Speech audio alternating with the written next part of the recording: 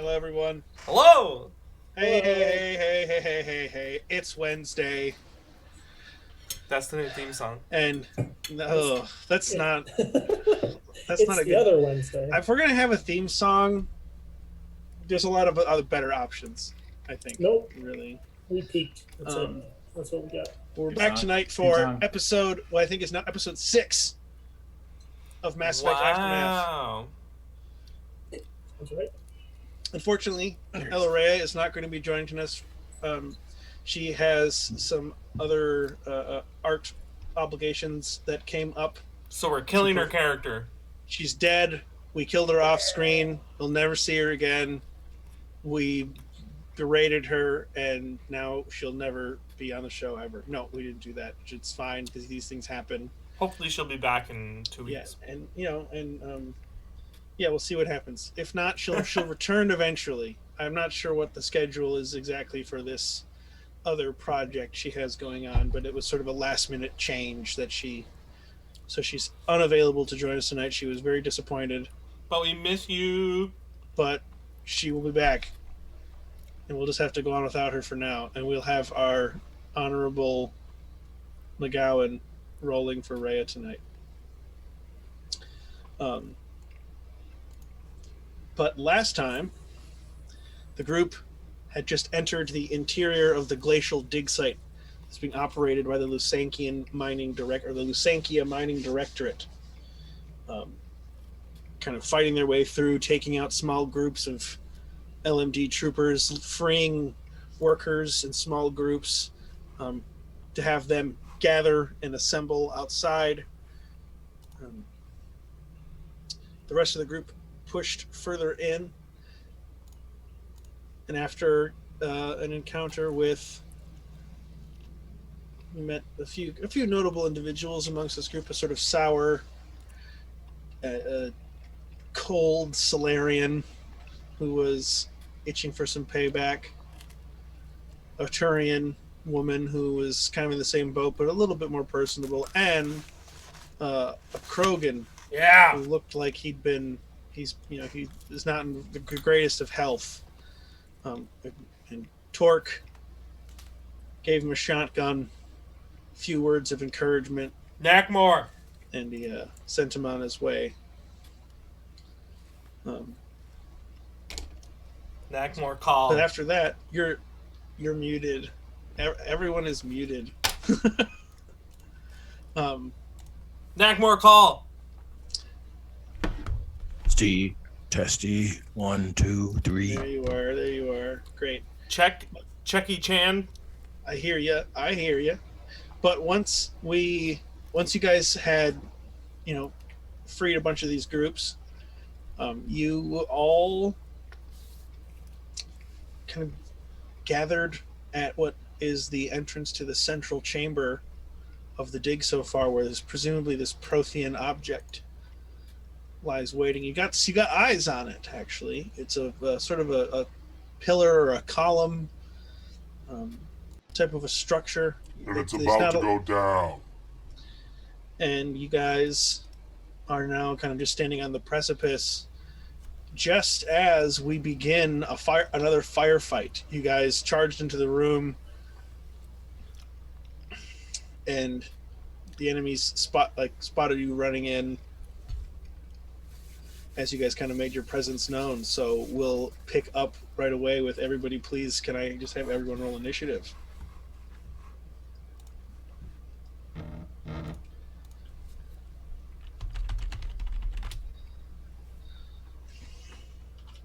That's an 11 for Alpha and Omega. I just put it in the initiative channel on the Discord. Sure can. It's a little easier for me to keep track of, or rather I can put it there for you guys to see, and then I can look at it all at once rather than trying to write everybody's numbers down in crazy, silly orders. So I need to roll for some stuff here as well.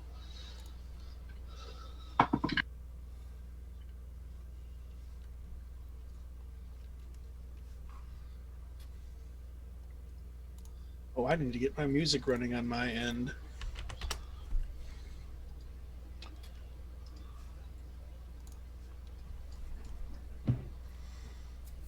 All right. guys feel free to talk some strategy.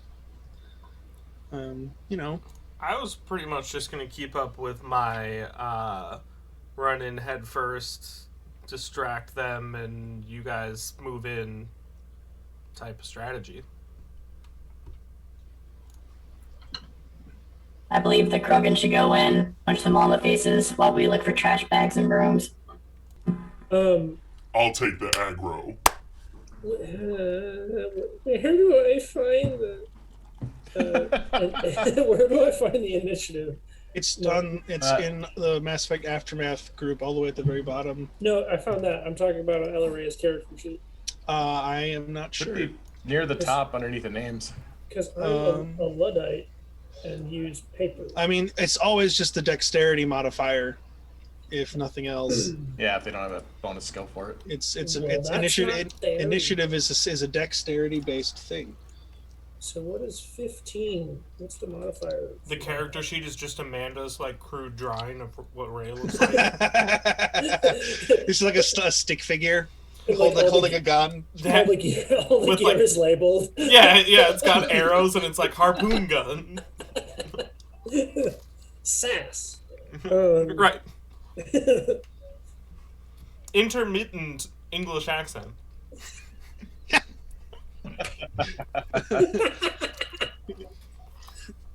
That's not fair. She's not here to defend herself. Well, taking the opportunity to take shots on her while she's gone.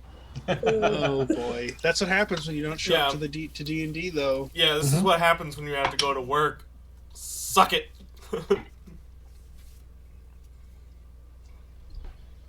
Woof. it has the score, not the. Okay, let me get this all plugged in here. Come on, let's see what it is. Okay. I need your numbers, McGowan. Whenever you're. Yeah, I'm working on it. Need your digits. Give me them digis. Oh, fucking spacebar. 1101011001. There you go.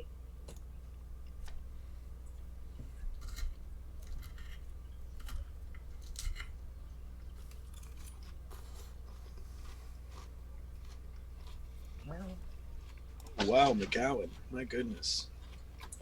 He's a quick boy. Hey, You'd never know. That's what she said. Hey, Heyo.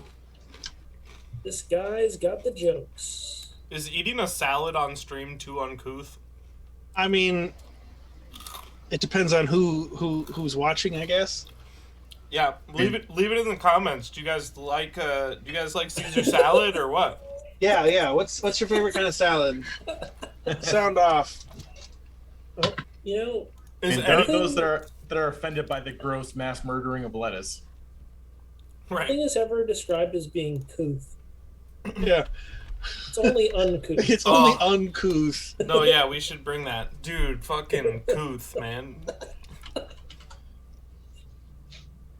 Okay, I believe we're ready to go. So McGowan, you're up first, actually. Oh boy. McGowan, and then McGowan, and then a few enemies, and then Torque was the next player after that. Oop, and I didn't put Alpha and Omega in there.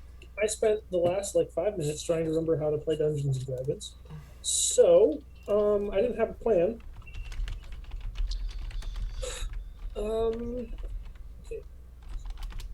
10. Can you move me around the corner? 5, 10, 15 there-ish. And we're just making a bunch of noise, right? Is that kind of the plan at this point, y'all? Yeah. Just kill him. All right, I'm gonna shoot the Varen because fuck that. Guess you had Okay. a bad experience the first session. Yeah, yeah, really bad.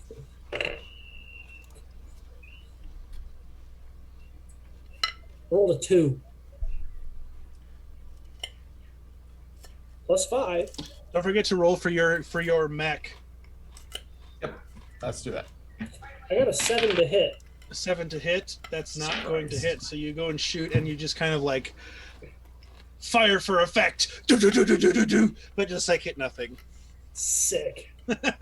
Suppressing fire. Pretty much, yeah. I put a couple holes in the ceiling. And that's it. Yep. Cool. That's what I got. Because I don't have anything cool yet. So the mech got 17. Okay. So that will actually put the mech not next, but it will put it.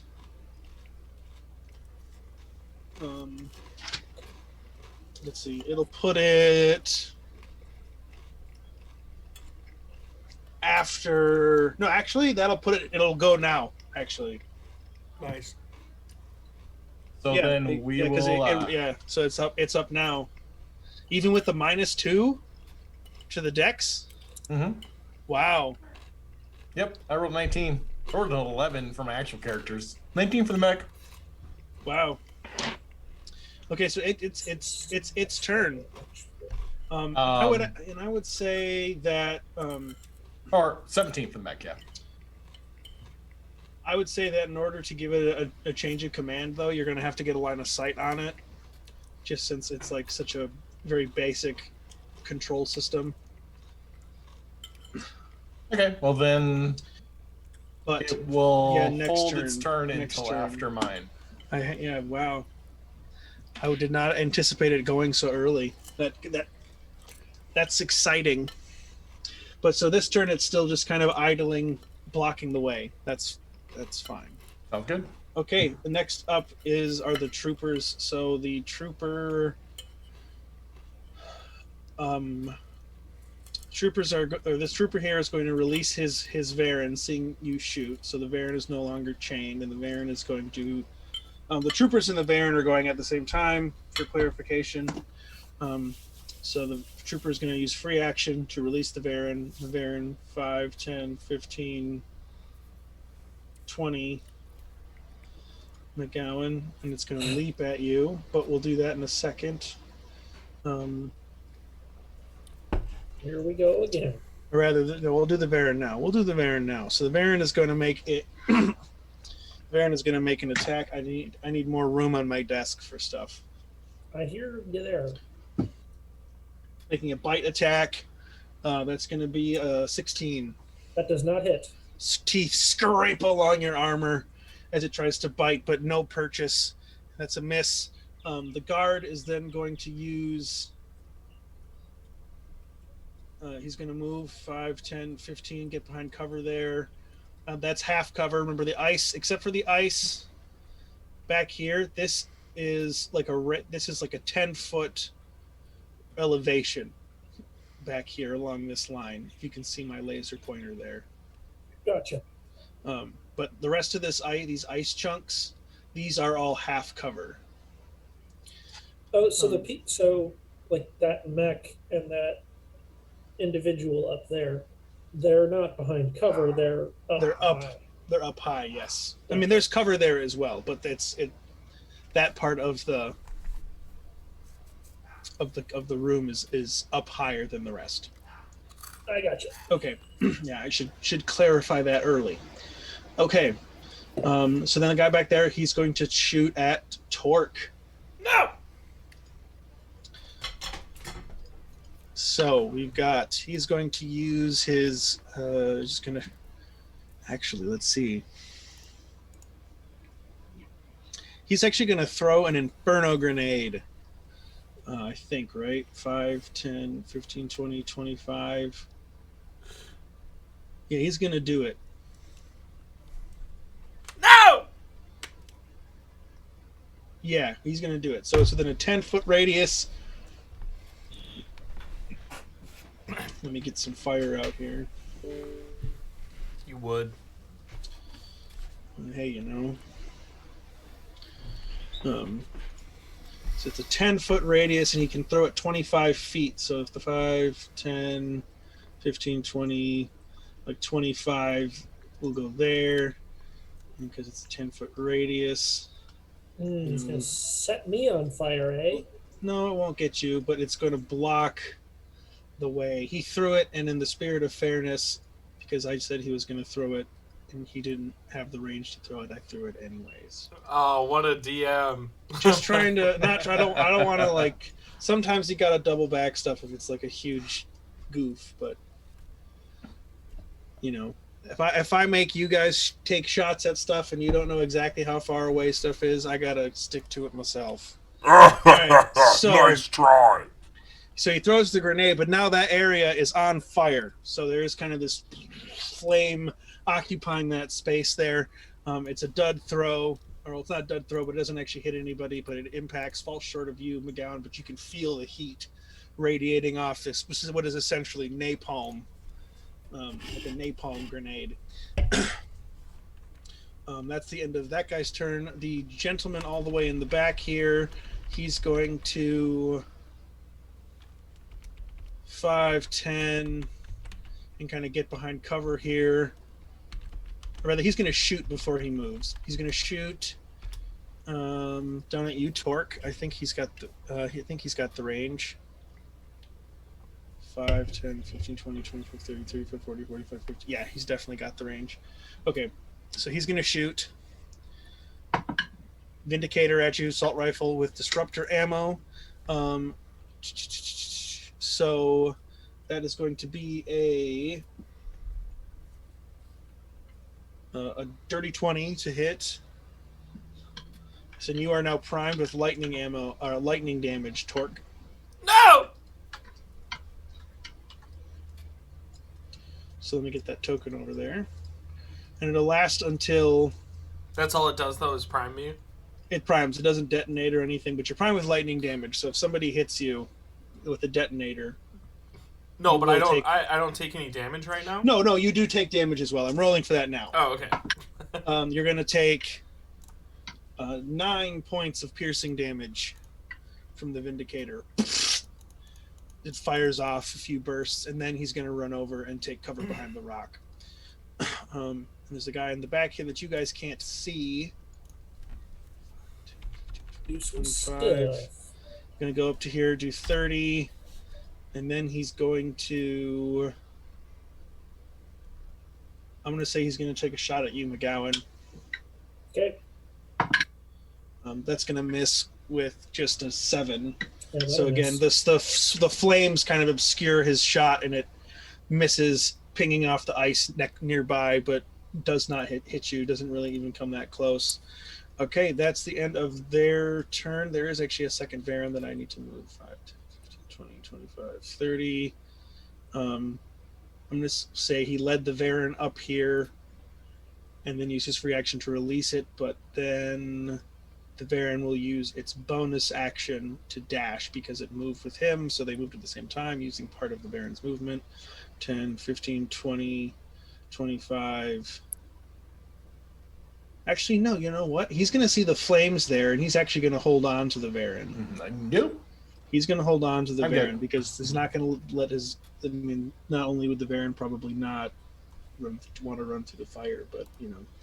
Okay, anyways. Next up is the engineer who's standing right here. He's seeing all this go down, seeing this fight kick off.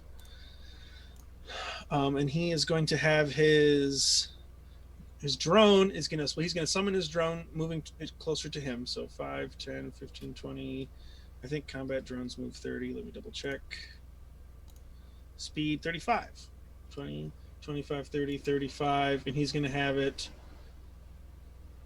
5, 10, 15, 20, 25, 30, 35 go there, kind of moving around the flames and the chunk of ice there.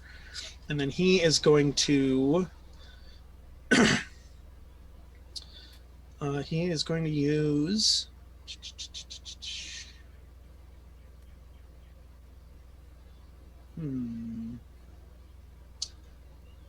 he's going to use Incinerate. Let me double check something. He's going to use Incinerate on you, Torque. Leave me alone. Seeing that you are primed, he's going to try and detonate you.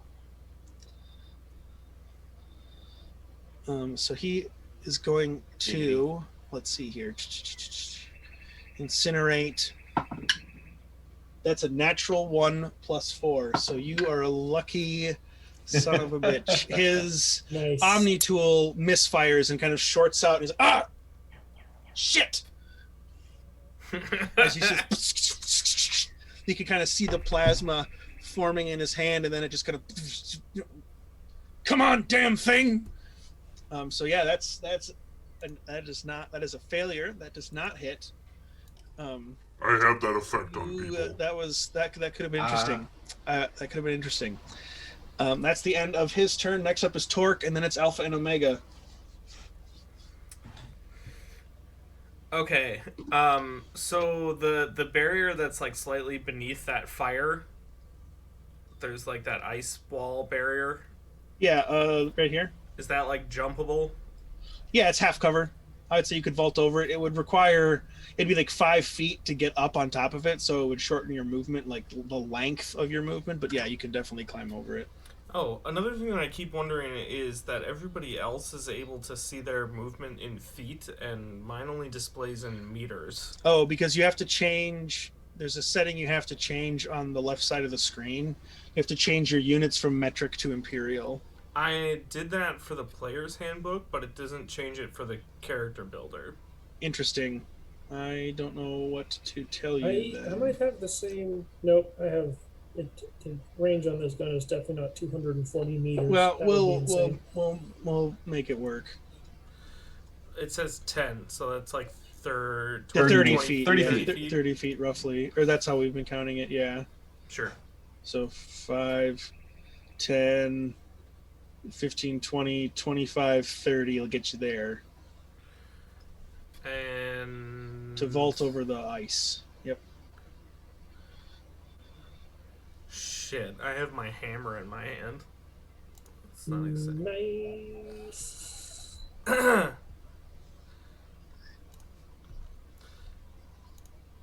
Sorry, excuse me, sorry. That's all right. That's all right. Sort of a crazy thing that Steve could get. Oh, the range for charge is 14 meters. God damn. Yeah, I'll just use charge on the engineer that's Okay. ahead of me. Yeah, I mean it'll work out where I can just, everything is set up so that it'll work for either, at least in the spacing. So you said 14 meters. Yeah, so, Okay, so that's. I think I have plenty. Who are you charging? The engineer straight ahead of me.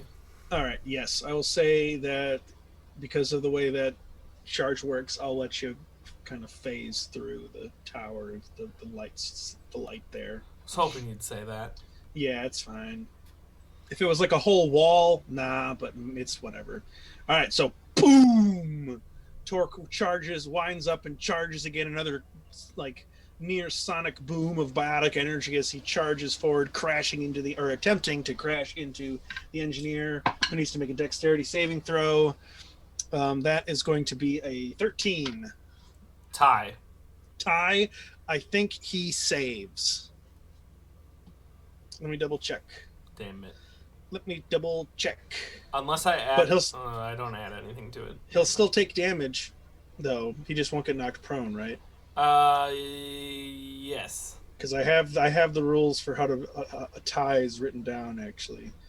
So let's see. Ability. No, this is a saving throw. Saving throws go to the person who is making the save. So yes, he wins. Piss. He would beat. Okay. So roll for damage though, because he'll still take some damage.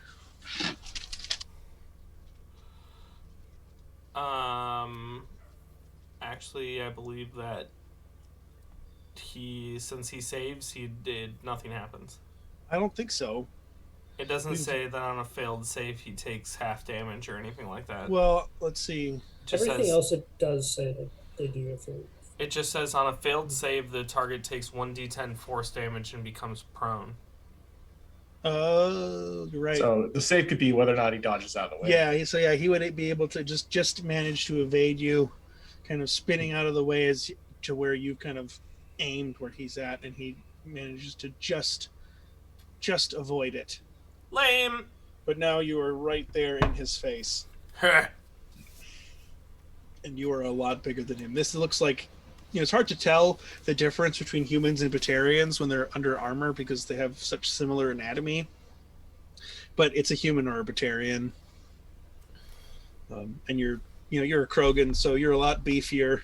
Although even though Batarians do have a tendency to be a little stockier than humans, at least like in their, they're a little thicker. I'm a beefy boy. Yeah, That big old Batarian is Krogan boy. All right. Who's up next? It's Damn, Alpha and boy! Omega. All right. Alpha and Omega. I've got a kitty on my mouse. So, Mega's gonna rush up and go around behind the barrier on the south side, the one that Torque just jumped over. Alpha, you say? Omega is gonna run around. Oh, sure, sorry. 5, 10, 15, 20, 25, 30. He's got 35, right? He's got 40. 35, And okay, bipedal. okay. He'll be able to get to like here, basically, because he won't be able. Won't have the movement to vault over the top. Okay, and then he will go through and he will shoot at the guard that's kind of straight. That's just straight north of him. Yep. Gotcha. All right. Don't knock the over, kitty. Plus 6, 19 was 24. That'll hit. Yep. And that is 2d10.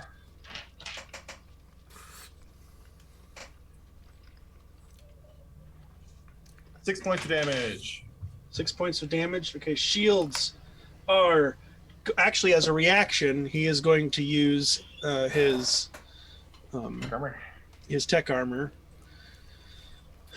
So let me make sure. So he's going to pull the tech armor up. The tech armor. So he's got a +2. Shields don't change, but then he also has.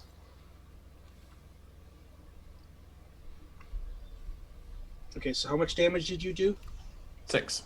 So as a reaction, he pulls up the tech armor, and it's going to knock out his shields, and it'll do just a little bit of damage to the tech armor. And you can see, just a few little pings off the hard light kind of torso shell that he activates with his Omni tool. Kind of pulling it up and punching in a code as he spins, or as he kind of sees you taking aim. Or rather, sees Omega taking aim. And he is now on fire. Ooh. Let's see here. We'll find a good.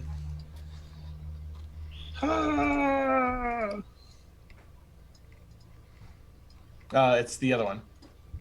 Well, right. It's correct. I don't know why I thought it was the engineer. There you go. There we go. And then Alpha will kind of run to run to by where Omega is on the inside. Oh, okay. So let's see. You were here 5, 10, 15, 20, 25, 30, 35, 40-ish. Yeah. Yeah. Just both of them just use that for cover. And Okay. then he will go through and he will shoot his machine gun his SMG at the same dude. Nat 20. Wow. You get so many of those. I have my lucky dice and my non-lucky dice. Unfortunately, they're not the same every week, so I switch back and forth until I start rolling well. Next, I didn't. Next is Rhea. I missed her in the initiative order. Okay, got so it there. Rhea rolled a 20 on her to hit. No, not yet. Correct. No, not yet. No. So Alpha, you were sorry. I was getting the initiative thing figured out. You were shooting at who again? Yes. The same one that Omega shot Okay, at. and you rolled a what? Nat 20. Nat 20? Right. Okay, so go ahead and roll your Okay, go ahead and roll your max damage. Damage plus roll. So that's 12 plus 13, 17, and 20.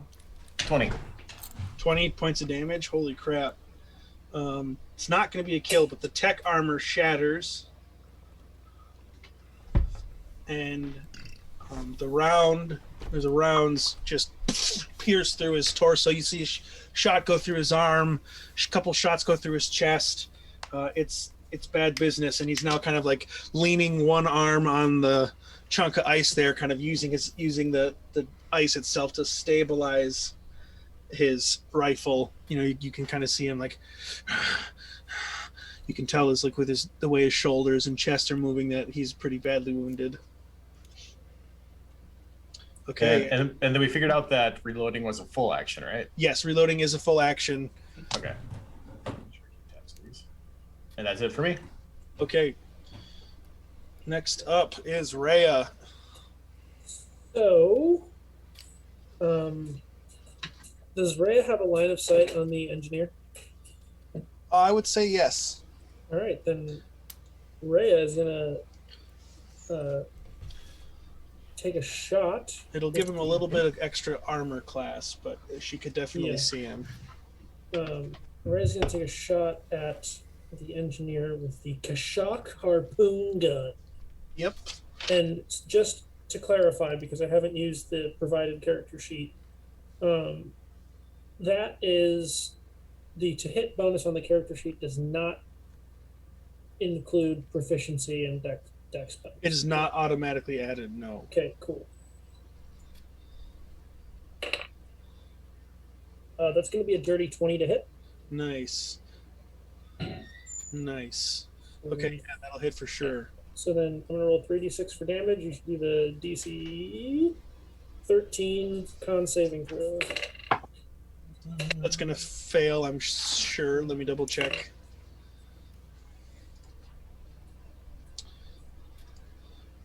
Yeah, that's a fail.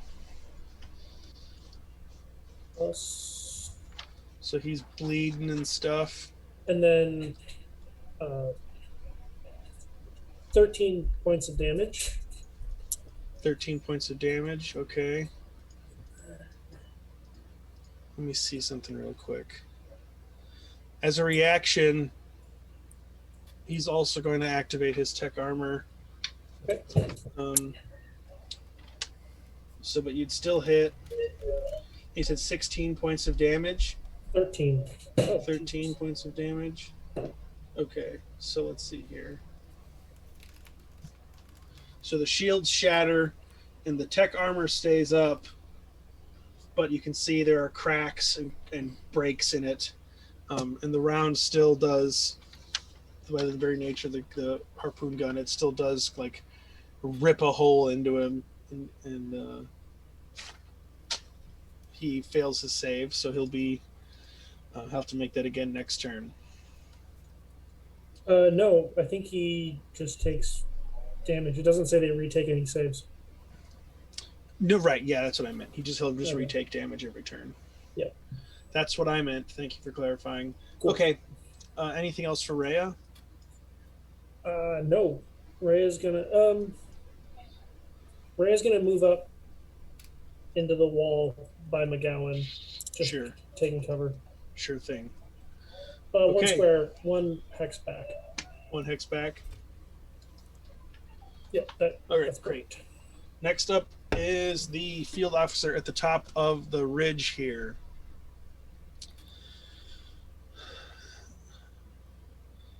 So he is going to.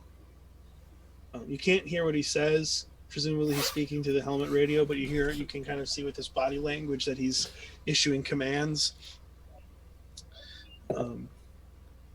Pointing and gesturing, and he is going to.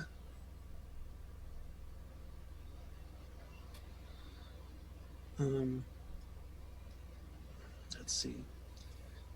He's going to jump down, so I'm going to quick roll a dex check for him. Oh, yeah, he rolled like an 18. Easy enough. He drops down. Let's say that's like 10 feet of movement. 10, 15, 20, 25, 30 to get there. And then he will keep moving up 30, 35, 40, 45, 50, 55, 60. And that's the end of his turn. You can see he's got the scimitar, that shotgun that you were previously wielding, Torque. It's the same model. another Turian by the looks of things, in that same black and gold armor with the kind of half cape over the one shoulder. That's the end of his turn. Next up is the friendly Ymir, but that Ymir is actually not active at the moment, so it's just going to keep sitting there.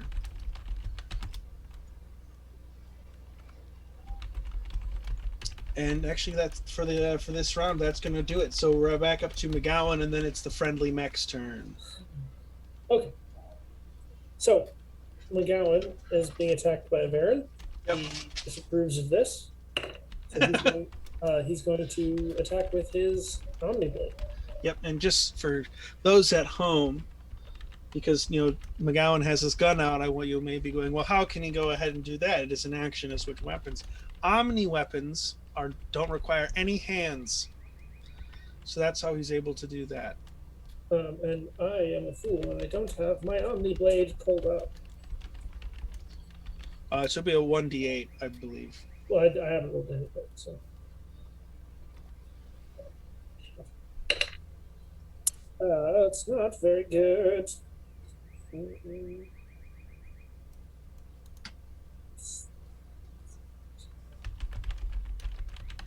Oh, I swear I can do math. I heard good math. 14. Does a 14 hit? 14 will hit, yes. Yes. So 1d8. Plus your strength and proficiency. Plus my strength and proficiency. That's pretty good. That's going to be 12 points of damage. 12 points of damage? That's a kill.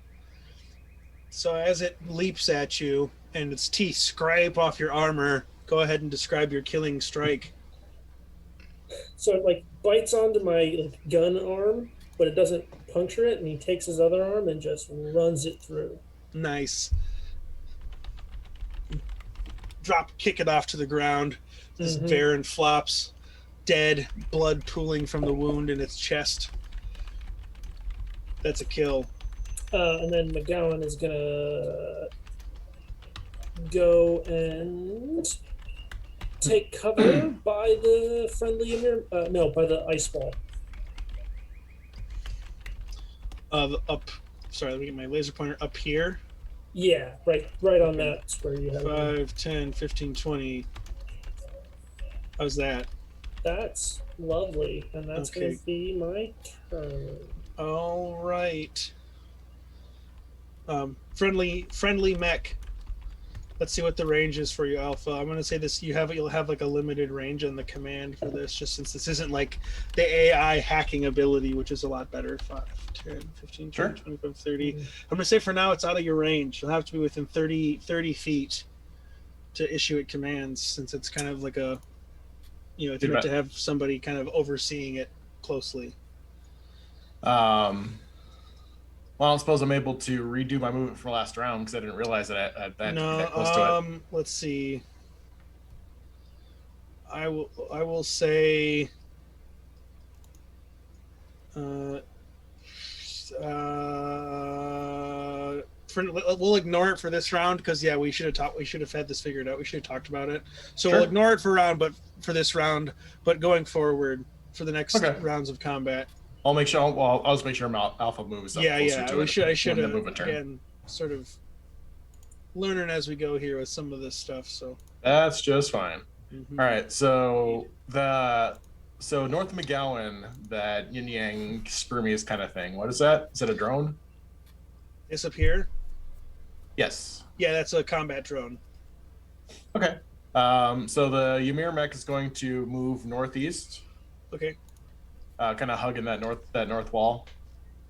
Okay. Yep. So this way. Yep. Yeah. And then just punch the combat drone. All right, go for it. Roll to make an attack roll. Punching it with the drill.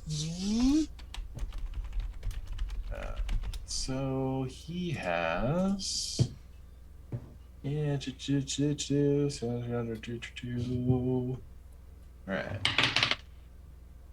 Looking at a 17. Do you add strength for melee attacks? Yep. Okay, so that's a 22.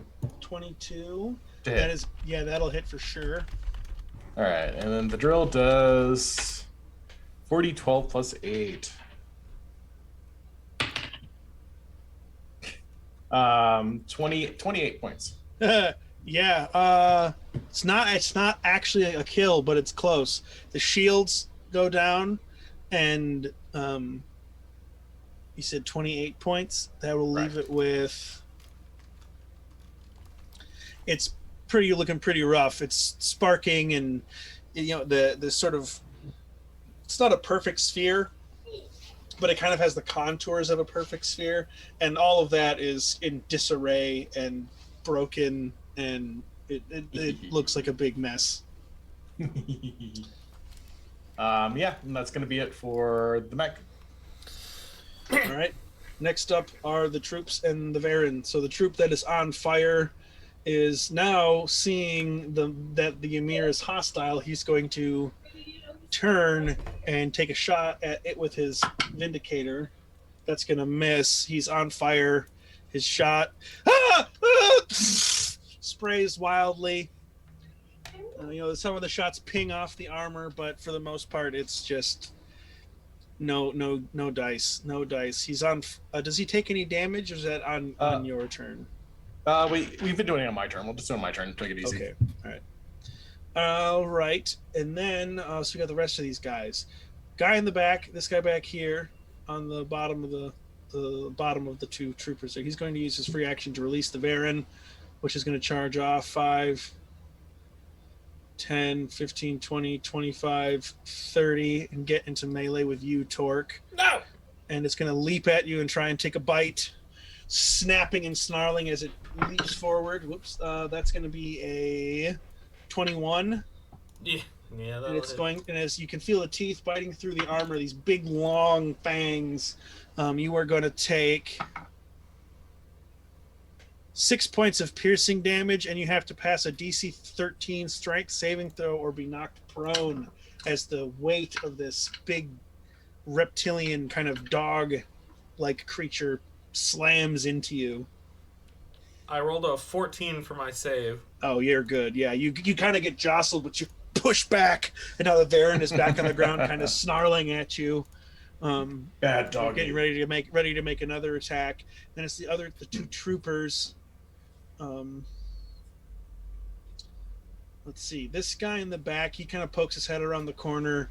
Doesn't really feel like he's got a great line of sight on anything, so he's going to run up this way and. Let's see. He didn't see the mech, but he is going to. Let's see. He's in an interesting spot. So that was the 5, 10, 15, 20, 25, 30. He's going to run down here. And I don't know. I'm going to roll an intelligence check for him to see if he, because the Ymir mech is like attacking the drone at this point. So I'm going to see how many crayons this dude eats. Basically, yeah, pretty much. This guy, he doesn't eat too many. He rolled a 12. So I'm gonna say that's enough. That's above average. So he's gonna take a shot at the Ymir. That's gonna miss though. I'm almost certain of it. That is a 14. Yeah, no, the Ymir's got an 18 with the armor that's on it. With a ton of shields too. Yes, it's pretty harmless. The second guy, he's going to, and he doesn't really have very good line of sight either. He's gonna. Kitty. Oh, mine left. What's he gonna do? Mine are dead. Just kidding. I think he's gonna just, let's see. Sad.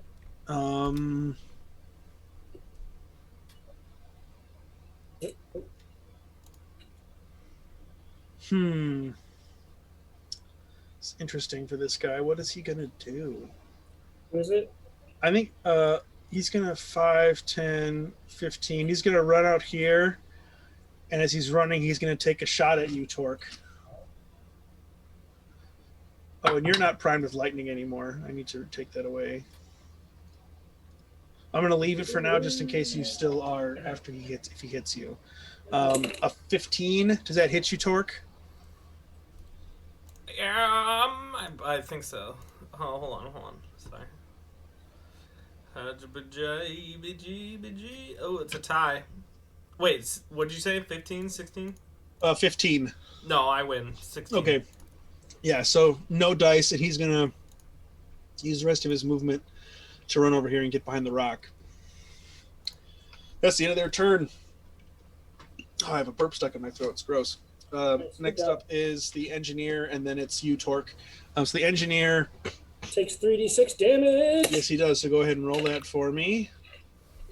And Torque, you're no longer primed, so let me get that out of here. 9 points of damage. 9 points of damage. Get your mess out of here, cat. So his tech armor drops. I feel like that does that ignore tech armor? It I was thinking the same thing, but it doesn't because tech armor is added HP. Gotcha. So, but yeah, that's interesting to think about. I don't know if we'll change it, but that yeah, I was thinking the same thing. It doesn't really make a ton of sense, but for now, mechanically it doesn't change anything, but for flavor, Yeah. Gotcha. Yeah, exactly. I see. Gotcha. I'm kind of on the same page with you there. But okay, so he takes his damage, and then he's going to. I mean, he's at point blank there. He's going to use his action to disengage.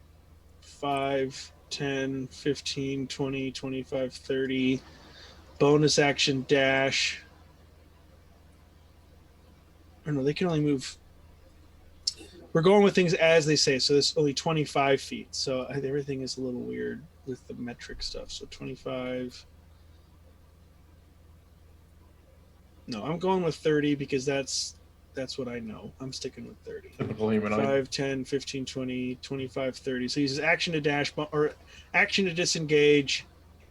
Oh, sorry, he does action to disengage. That's all he's going to do, actually. So let me see. I'm getting confused. 5, 10, 15, 20, 25, 30. That puts him there. That's the end of his turn. Next up is, I believe it's Torque. Yes, Torque and then Alpha and Omega. Rhea. Yeah, sorry, Torque. Torque, Alpha, Omega, and then Rhea. Alright, I'm gonna say, where are you going? And then I'm going to run, or no, I'm in melee with this stupid Varen, aren't I? Mm-hmm. Yes, you is. Damn it. I'm gonna use a bonus action to, put up a barrier. Okay. Biotic field materializes around you, this kind of shimmering blue field that distorts you a little bit, makes you look a little like you're almost a little underwater. And then I'm gonna swing my Krogan Warhammer at this stupid dog. Go for it. Stupid dog. Oh, courage. Stupid dog. I don't have food, cat. That was a terrifying TV show. Courage the Cowardly Dog. Yeah, it was Loved terrifying. that show. That was nightmare-inducing, dude. I did not like that show. I feel like that was kind of the point, though. What modifier do I give? Strength plus your proficiency bonus. Since you're proficient with melee weapons, so that's your proficiency. And then it's a melee weapon, so you add your strength. On the subject of melee weapons, the Omni Blade is a finesse weapon. So you can do dexterity or strength. Nice. So that's a 14 total then. That'll hit. Ha! Let's go ahead and roll your damage, and then I have to roll a saving throw, don't I? For your hammer. Do you? Yeah, the Krogan Warhammer, I think it's sends people flying through the air. Strength saving throw, or is knocked prone. Okay, so it would be 8 plus, so 8 plus your proficiency bonus and strength modifier is the number that I need to beat. So what is that? 8 plus my proficiency bonus plus strength modifier. What is my proficiency bonus? I keep getting confused. It'll be plus about it. 2. It'll Yeah, be it's plus 2. 2 at level 3. Yeah. So that's 8 plus 4 plus 2. Another, fucking 16. Wait, no, 14. Jesus. So that's gonna fail though. So he is not the Baron is knocked prone. So go ahead and then go ahead and roll your damage. I did. 7 damage. 7 points of damage. It's not enough for a kill, but it's really, really badly hurt, and you feel bones break under the weight of your strike. And this thing is now limping, and it looks like it's in pretty rough shape, and it's prone on the ground. Oh my god. Don't do that stuff. Don't do that stuff. Alright, Please. I fucked up a Veyron. Which I'll do. A Varen? Yeah. A Veyron is like a Veyron. Aaron. Veyron. Oh my gosh. All right. All right. Anything else for you, Torque? No. All right, Alpha and Omega, and then Rhea. All right, well, let's see if we can't do a little cleanup here. So, Omega will go through and do another incinerate blast towards the trooper that's straight up, the one that's on fire right now. Okay. That one's plus 6. 12 plus 6, 18. 18 will hit, and what's the fire damage? We'll do that to stop. Oh, that's top of your right. turn. So 1d6 fire damage. 2. So it takes 2 points of fire damage for being on fire. Points of fire damage. Okay, let me see here. He died. I don't think so. No, but he is actually, like, I mean, he's in the same position he was before, but he's on fire, so he's just really not looking great. All right, and then roll the damage for the incinerate. 9 through 12. 12? Yeah, that'll do it. So the second shot comes out, and go ahead and describe your killing strike. Once he's going through, and as the guard's on fire, reaches up and he stands up a little bit to go through and try to put himself out. He looks just in time to go through it and see this fireball fly right at his face, and just like a big flaming backlash knocks his head back, and he goes flying backwards onto his back, and then he just sits there starting to smolder like the steak that's left on the grill too long. And he is done for sure. And then Alpha will go through and shoot at the Varin that Torque's been working on to see if he can't free Torque up. Okay, he is prone, so it will be a disadvantage because it's a ranged attack. All right. I wish this game had character points. That's not too bad. 11 plus 2, 13. I think that'll hit. Yes, that'll hit. Awesome. All right, 3d4. 3, 5, 8. 8 points of damage. Yeah, that's another kill.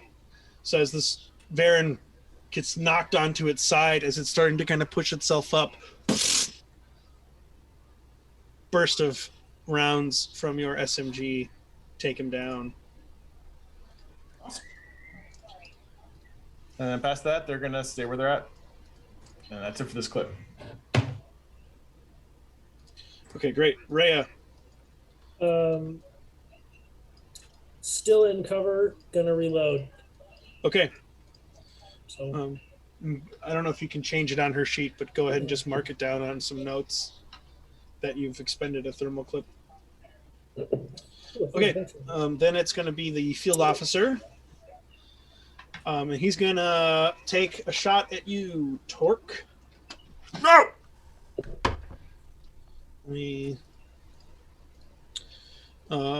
Yeah, he's going to use a shotgun.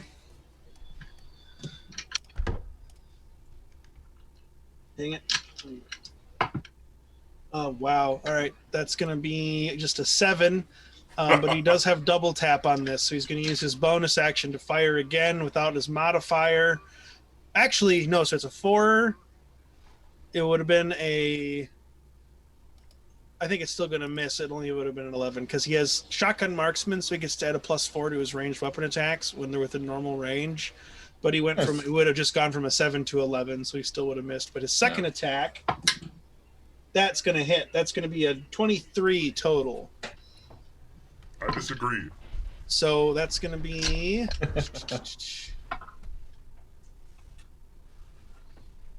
10 points of piercing damage, Torque, I'm going to use barrier tick. to negate some of the damage, and don't forget to mark off your shields. And a reminder for the shield recharge is that you only recharge a certain number of points per round. It's 5 by default.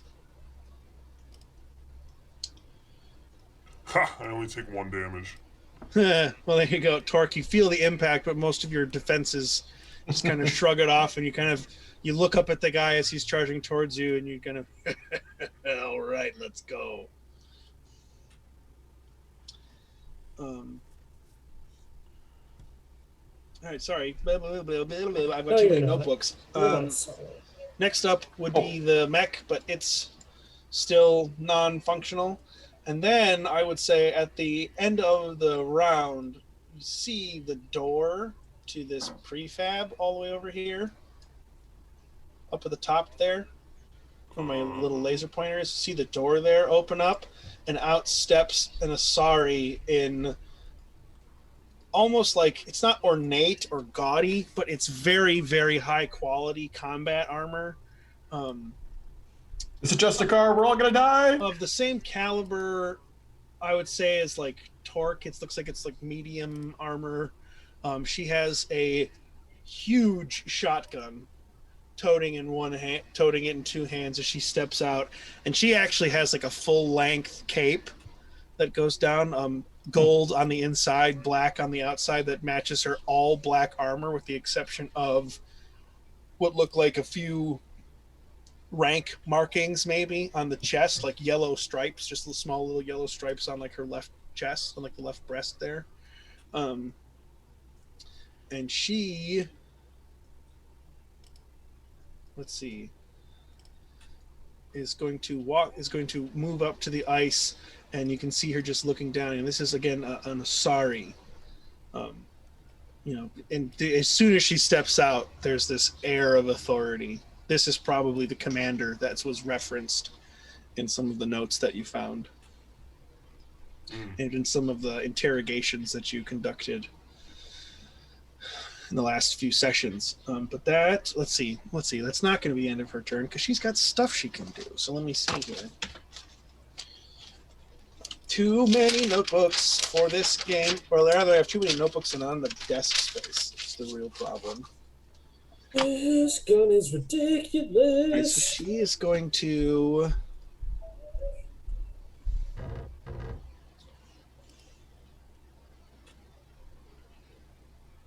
this lady over here. She's going to use her action to cast biotic orbs, and you see she's got like the grip of the shotgun in her right hand. She drops it to her side, and she channels this biotic energy through her left, and you see around her head in like it's probably about a 2.5 or 3 foot wide space, 3 orbs of biotic energy start to spin and kind of float and orbit around her, kind of in asymmetric patterns. And that's going to be the end of her turn. I need to mark her so that I remember she is concentrating. So let's see. You know what? This is fun. I can actually use some of like my magic effects for this probably. Let's see what I got here.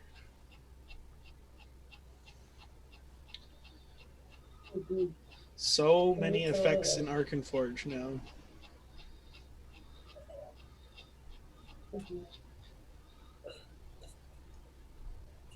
Let's just do this one.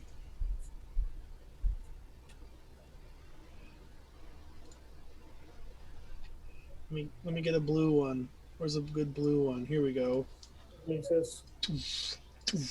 So she's got these blue orbs floating around her now. And that's the end of her turn. Top of the initiative order. McGowan, you're up. Oh, right in time for a yawn. I'm gonna shoot at the field officer. Okay.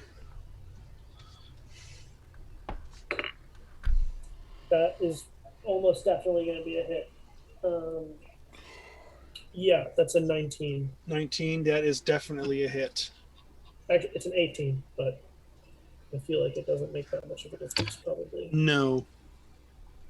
as I suspected. He's going to use his reaction, though, to put up his tech armor.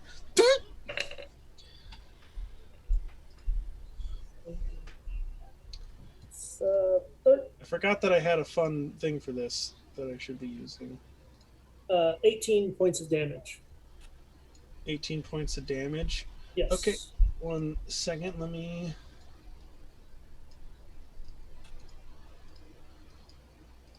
All right. Tech armor's up. You said 18 points of damage? Correct. Okay, so that will... And what did you roll to hit? It was an 18. Okay, yeah, so that'll still hit. Shields drop, and the tech armor takes a little bit of damage, but it holds. Okay. Mark off that heat. I don't have any bonus actions, so that's Mr. McGowan's turn. All right. Next up, give me just a second. I want to copy this so that I've got it. All right, there we go. I would just Next like to say, up are the troopers, since the Varen are dead. So the one trooper on the... What were you going to say, though, McGowan? I was just going to say that I'm excited for having 2 attacks. So the trooper over up here by the engineer is going to once again shoot at the mech. It's going to miss again with the 7. Just pinging off the shields completely harmlessly. The other guy, he's going to pop out and take another shot at you, Torque. Dude, it's an 8. I'm rolling so bad tonight. So that's another miss. He's going to pop out, shoot, miss, pop back behind cover. It's the end of their turn. Next is the engineer. So the engineer, at this stage, he's going to pop his tech armor as well, activating his Omni tool to turn it on. Go ahead and roll damage for him for the Kishak. 11 points of damage. 11 points of damage, nice. Okay, whittling away at him. He's bleeding a little bit, or bleeding actually quite badly. Those rounds, they're like diver's knives almost, where they penetrate and then barbs and spikes kind of like stick out of them, ripping through the flesh, causing a lot of internal bleeding damage. They're really nasty weapons. They're a little old-fashioned. They're kind of from the era of the old hegemony back pre-Reaper War, and they're a little brutal for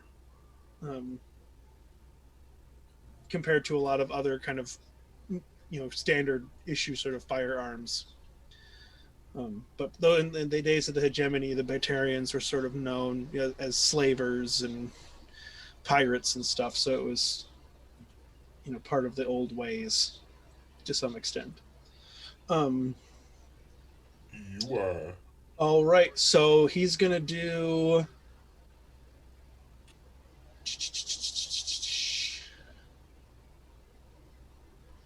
I think he's going to do Incinerate at the mech. He's going to try and hit the mech with the Incinerate. He's used 1. He's got 2 left. So he's going to use a second one. That's going to miss again, though. That's just going to be... It's an AC of 18. Yeah, Incinerate. I got to pull up the power here. Yeah, that's going to miss. It's a 13. So just hits the ice behind, kind of leaves like a melted sort of semi-spherical chunk of ice on the wall behind him, but misses. It's the end of his turn. Torque, you're up. Alpha, Omega, and then Rhea. Okay. Oh, and Torque, you are also again primed with lightning damage because of the shotgun. It has disruptor ammo, so let me put that back on. Well, I'm gonna run up to this guy Okay. to my right with Warhammer in my hands. Go for it. Babbity babbity ba. God. It's a 9 to hit. That's gonna miss. He manages to sidestep, and your hammer crunches down onto the ice, cracking big chunk of it. But the attack misses, despite your strength and your prowess. Anything else? Let me just see if I can do anything as a bonus action. Pretty sure I can't. No, yeah, I'm good. That's it. Great turn. As he sidesteps, he kind of his helmet never like breaks eye contact with you, so to speak. And as he sidesteps and your hammer crunches onto the ground, you hear him say, "Too slow, Krogan." Oh, he called you out. And then it's Alpha and Omega's turn. All right, so Alpha's going to run up next to McGowan. Okay, so 5, 10, 15, 20, 25, 30, 35, 40 feet will get you there. Okay, that's good enough. And he's going to reload. Okay. Or pop a clip.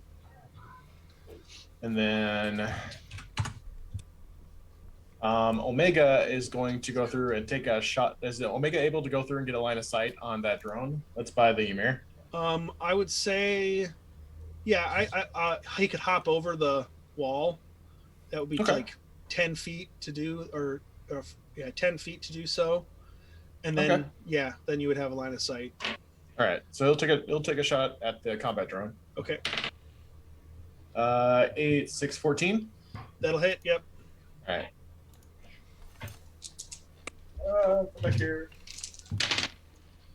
And 12. 12 points of damage. It was already looking pretty bad. That finishes it off. That was an incinerate, you said? Correct. Plasma shoots out of his mouth. Drone shatters. I'm a fire in my laser. It's gone. And then Woo! Old um, memes. We got your old memes here. that's right. Keyboard Call- cat, play them off. Okay, where are you? do, do, do, do, do, do, do, do. Anyways, let's have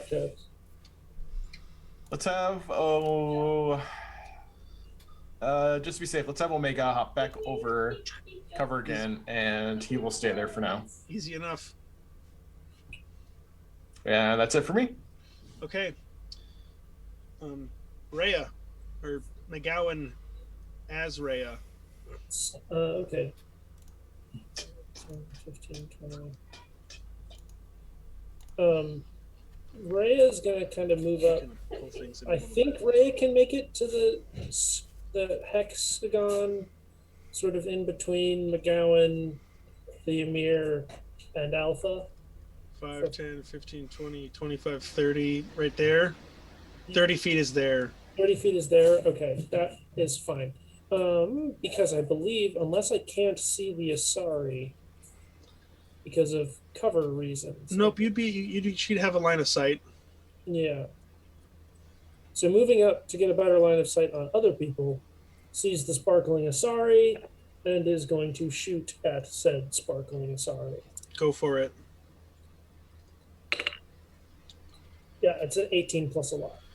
Okay, that is, I believe that's, 18 plus 11. No, I said a lot. I was gonna say, that's a plus, lot. 11's a shitload for a level 3. It's going to be 23. Yeah, it'll still hit. Okay. So then that's 3d6 plus 2. You are.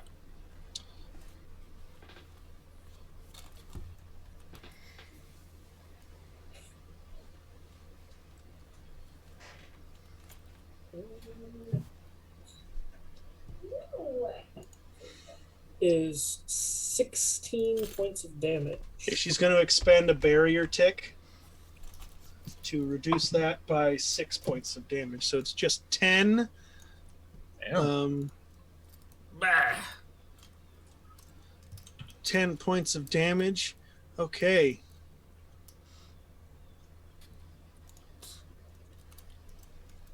Yeah, that's a hit. That's a hit. Since she's a biotic, you know, she's not using shields, so she's just got her barrier. So she's got to make a Constitution save, correct? Yes, DC 13. She's gonna pass. That's a 17 plus 2. All right. So she's tough as nails, and she kind of like the shot rips through kind of a gap in her armor, and she looks at it and then looks out at the enemies and kind of just like, you shouldn't have done that.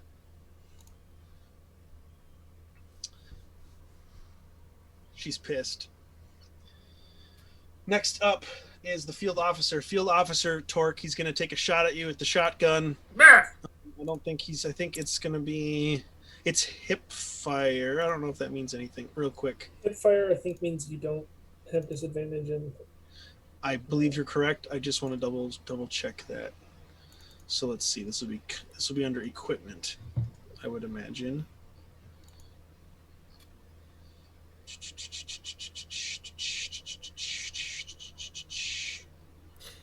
No.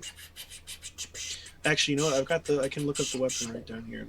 This is why I did this. That's the smart shit. Hip fire. Just not have disadvantage on the attack roll. So he's going to do same thing, double tap. So he's going to take a shot. That's an 18 plus 4 plus 4. So that's a 26. And then the second attack, it's no modifier, but he will get the shotgun marksman. That's a 14, so that's going to miss. Ha! But the first shot does hit, and the first shot is going to do 8 points of piercing damage to you, Torque. I will expend a barrier tick. And you are still charged with lightning, primed for lightning, because he has disruptor ammo on the scimitar. It shall do 5 damage. That breaks my shields. Shield shatter. You stagger back from the impact, but you know you're a big tough Krogan. You've taken worse.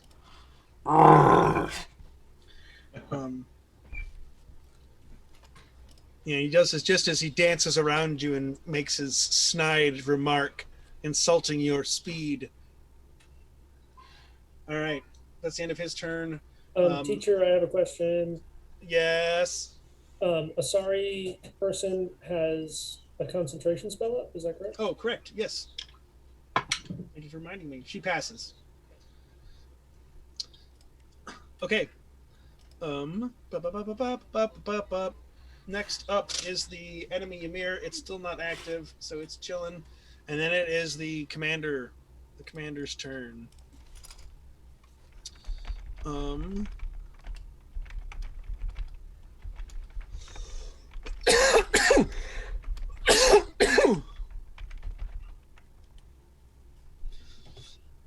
Let's see. I think she's going to use...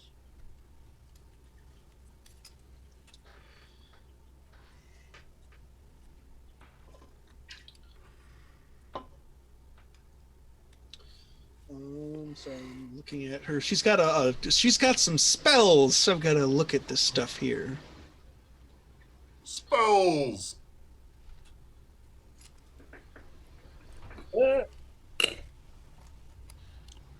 Spebbles! I think she's just gonna use a lance. She's gonna jump down. So I'm gonna make a dex check.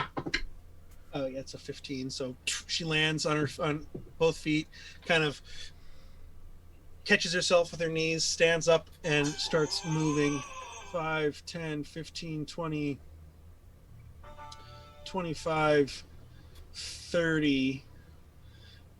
No, 30. We're gonna go there. And then she's going to... I just want to make sure...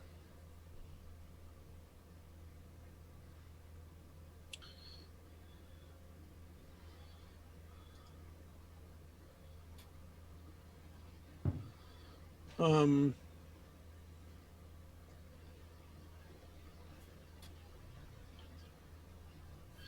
McGowan, she's going to try and cast Slam on you as a cantrip. Okay. Slantric. What do I have to do? Oh, sorry. They have to be lifted first, so never mind. That's weird. That's interesting. All right. Well, she's not going to do that. She's instead just going to do Lance. Same thing that she's going to throw it at you. It's a ranged attack roll, so you'll get a +2 to your armor class.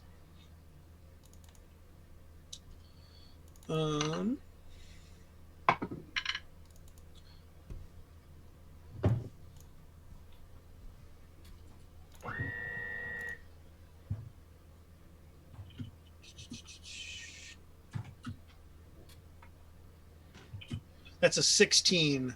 That's gonna miss. Hits the ice in front of you. Nothing. She snarls. And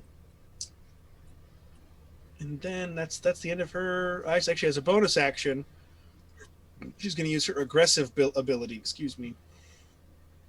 She can move up to her distance for the hostile creature she can see. She's going to move towards you, Torque. 5, 10, 15, 20, or rather she's going to move there to get a slightly better line of sight on things. And that's going to be the end of her turn. So back to you, McGowan. Top of the initiative round. McGowan's gonna shoot at the field officer again. Okay.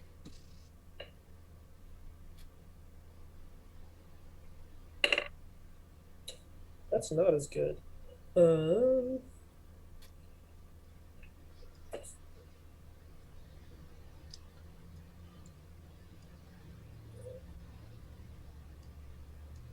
14. 14. 14 is 14 not going to team. hit. All right. Tech armor takes it.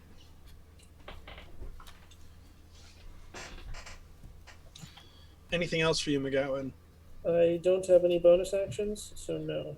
Okay, next up are the remaining troopers. This guy here, 5, 10, 15, gonna run up, and then he's gonna chuck an inferno grenade. 5, 10, 15, 20. And he's going to throw it right here, right at the mech. So the mech must make a DC 13 dex saving throw. Yeah, let's see how well this mech makes a saving throw. Yeah. If I'm -2 dex. Yeah, that's a 4. Okay, so that's a failure, and it's actually going to take 12 points of fire damage. Ooh. And the area will continue to burn for 1 minute. And creatures that enter that burning space must make dexterity saving throws as well. So he does 15 feet, and then he's going to kind of jump back a little bit behind the cover again. After he runs out to throw the grenade. And I'm going to say, since the mech is so big, rather than it being on the ground, the flames are actually on the mech. So the mech is going to continue to burn. So we can move around it without being on fire? Is that the case? What? So if the mech is on fire, can we move like near the mech without burning up? You'll have to find out. Fair enough. It's mostly like the whole front side of it, I would say, is on fire, because it's kind of like you threw a Molotov almost, and it just kind of like spread across the whole front of it. How long do those things last? For a minute. Okay. So a while for the purposes of combat. Yeah. Okay, and then the other guy.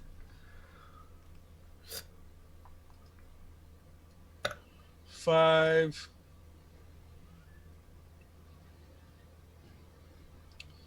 Ten. He's gonna shoot at you, Torque. He would. That's gonna be an 18. God damn it. Yeah, that hits. And then you're gonna take 3 points of piercing damage. Okay. I will use a barrier take. And absorb the maximum 8 of that 3. God damn it. My rolls, dude. This sucks. Still negated all that. Still negated damage. Yeah! Dinky, dinky, dinky. All 3 damage. All right, that's the end of their turn. He's going to pop back behind cover. Next up is the engineer. The engineer is going to keep running. He might bleed to death.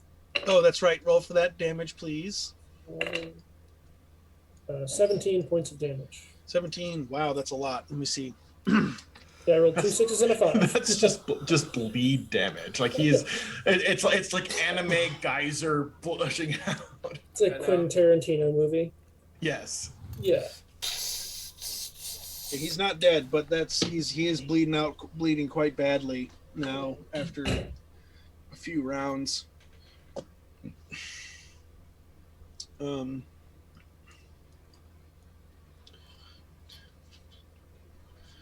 30. He's going to get there, and then he's going to use his action to activate the other Ymir mech.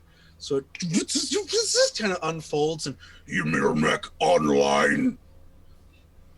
So the mech makes one movement and then immediately stops because the engineer bleeds out. Yeah. Right? And then it's Torque's turn.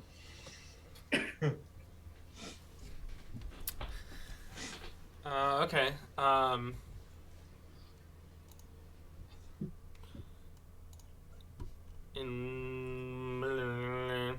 If I want to change weapons, then I can't attack this turn, can I? You could throw your weapon down on the ground, and I would say you could. You can ditch your weapon and swap out, but otherwise, yes, it is an action.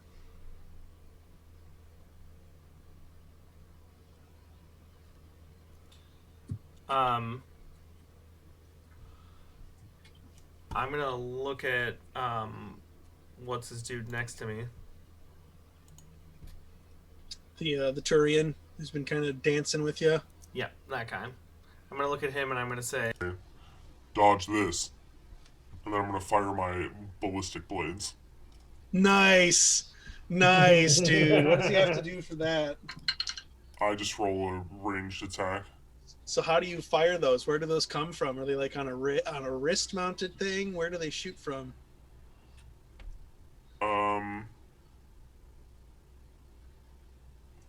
Yeah, it's wrist mounted. The apparatus pops up from my right wrist. So I turn the hammer sideways and comes Nice. on my arm. That's and badass. Fires I a like salvo of blades. So This little panel pops up on your right arm and just shoots out like 6 or 7 of these like 4 or 5 inch long shards. What's up? Oh no! I rolled the nat 1. No! That's a miss. It is, however, You ruined a cool line. that was so cool though. I mean, Go ahead. I still, you know what, dude? Take an inspiration for that whole thing because that was really cool. And if you want to use it to reroll, you can. Yes. Yes, I will. Yeah, I'll let you do that because that was awesome. That was like Okay. a cool flavor, Style character flavor points. thing. Yeah, that's what inspiration is. It's style points. At least that's what it is for me. You know, if I think people do cool stuff, cool creative stuff. I rolled a 3. No. This is why we can't have nice things. In my roll history, there's 3 3s on various dice. That is unfortunate, but it's still going to be a miss. Dog. So the ballistic blades fire off, and you dodge this, and he scoots to the side, and you just hear him like throw him underneath his mask. Now he's laughing at you. It hurts. He's still dancing around, moving around you, dodging your attacks. He's just a little quicker than you're ready for at the moment. It seems like. Torque just sort of gulps to himself. He doesn't express any of this outward, but he just sort of gives himself like a. All right, that's fair. Next up is Alpha and Omega, and then Rhea. All right, so, well, doesn't the Ymir mech go? Theirs. Ours. Yeah. Yours would have That's gone back at the beginning of the round. So go ahead and just do that now. Okay. Whoops. So, well, I didn't do anything last round because I forgot to move Alpha closer, so I purposely moved him up. So the Ymir mech is going to charge at El Commando. Okay, so let's see. I need to get the So, fire. It's moving at 20, so assuming a total of 40. Oh, god dang it. Okay, so 5, 10, 2, 4. Yeah, so you could get there like 15 feet. Well, he's got a 20-foot movement, so it'd be 40 feet Okay, so if you charged. 20. I'm gonna say like he's not gonna be able to get. He won't be able to fit in there with torque there. Boo. So he'd be able to get to like about there. No, because I don't want him like running up on torque then. I didn't can think about that, no. so Bring him forward because I can move on my next turn. Unless this means that he's not really in range to do anything, but I'd like to have multiple attackers in that. This is too much metagaming. Sorry. yeah, well, I can't Let's do get a that with little you in bit the of- way. I just So- since the other enemy is there too, moving in on me, I'd like to have another ally in Okay, the mix. that's fine. is We'll what I'm move saying. him up for intimidation value then. If you would please. Okay, yeah. That's fine. Yeah, that's cool. Yep. So as close as I can get to them without, running into torque. Right there'll do it. Okay. There you go. I get to back up. All right, so now it's back to Rhea. Sorry, All right. Alpha and Omega, and then Rhea. Yep. Oh, yeah. So what Alpha will do is that he will run to that northern cover. Or yeah, just move up my northern cover and then take a shot at the guard that's closest. Okay, go for it. 15 to 17. He's gonna pop his tech armor. It's not gonna be enough to cancel the shot, but you know the drill. 4 Which pages? I always get these. I got so much 8. stuff in this notebook. and 11. I'll take that one. 11. 11 points of damage, you say? Correct. Okay, so his shields drop. And then that'll leave. Yeah, his shields drop, and he'll take. And actually, that'll take out his whole tech armor too. You said 16 points of damage. The 11. 11. Okay, no, that won't do the tech armor. The tech armor will still be up. It'll have, but it's in pretty rough shape. Sure. And then Omega will follow to the northwest, kind of going around Rhea to get in line of sight of the same person. Okay. 5, 10, 15, 20, 25, 30, 35, 40. We'll get him there. All right, and then he'll go through and he'll fire and incinerate. Okay. Same guy. Same guy. All right. That's 18, 24. That'll hit for sure. Yeah. There's my other 10. There's my other 10. Oh, nice. 17. 17. 17 points of damage. It's not going to be a kill. The tech armor drops.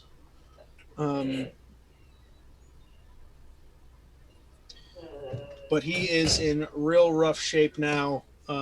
Those shots ripped through his defenses, and he's now staggering, bleeding quite badly. Sure. And then But he's still- also on fire. Oh, he is also on fire too. Great. For incinerate. Nice.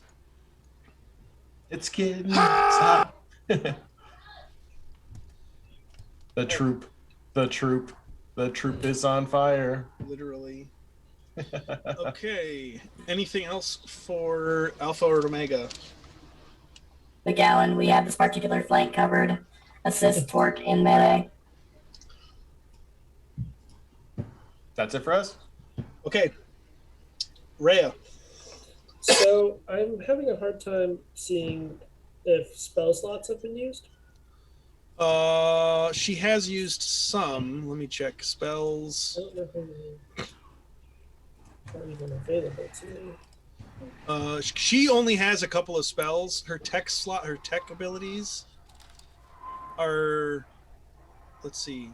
Well, because she has the Asari spell stuff too. Yeah, she's got one spell left. Is it a tech ability or a spell? She's got one. That's the thing. Is this the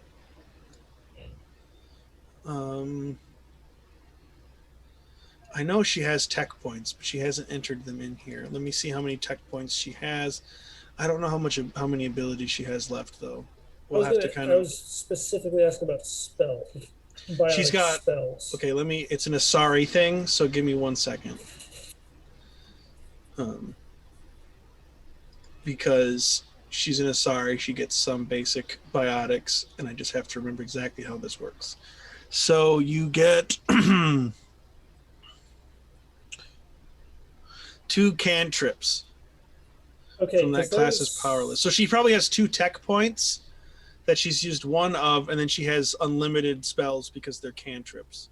Is she an adept or? She's an infiltrator. She's a sniper, but she's an Asari, so she gets a couple of. Because I have a bunch of adept. Yes, she can choose between She can choose between adept or vanguard spells Okay. for her Asari biotic spells. Okay, so they're not. So those, the adept cantrips, those are for her Asari abilities. Okay. Okay. We'll talk later. Well, what do you want to know? What are you asking? It's a level 1 adept spell. Yeah, she has one level 1 adept spell. Okay. And it looks like she has, but she can only use it once per day, and she's already used her lance. So let me Yes, actually okay. check that off. Okay. Cool. Thank you. That answers my question.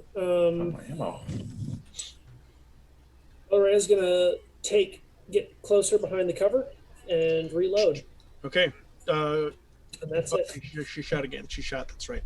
Yep. Okay. So after Rhea, it is the field officer. So the field officer is kind of dancing around you, Torque. He's moving around, dodging your attacks. 2 more shots.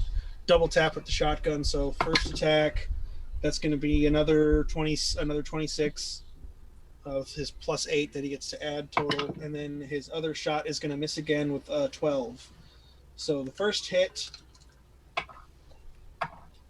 is going to be, let's see, 7 plus 2 piercing damage for 9 points of piercing damage total. Great.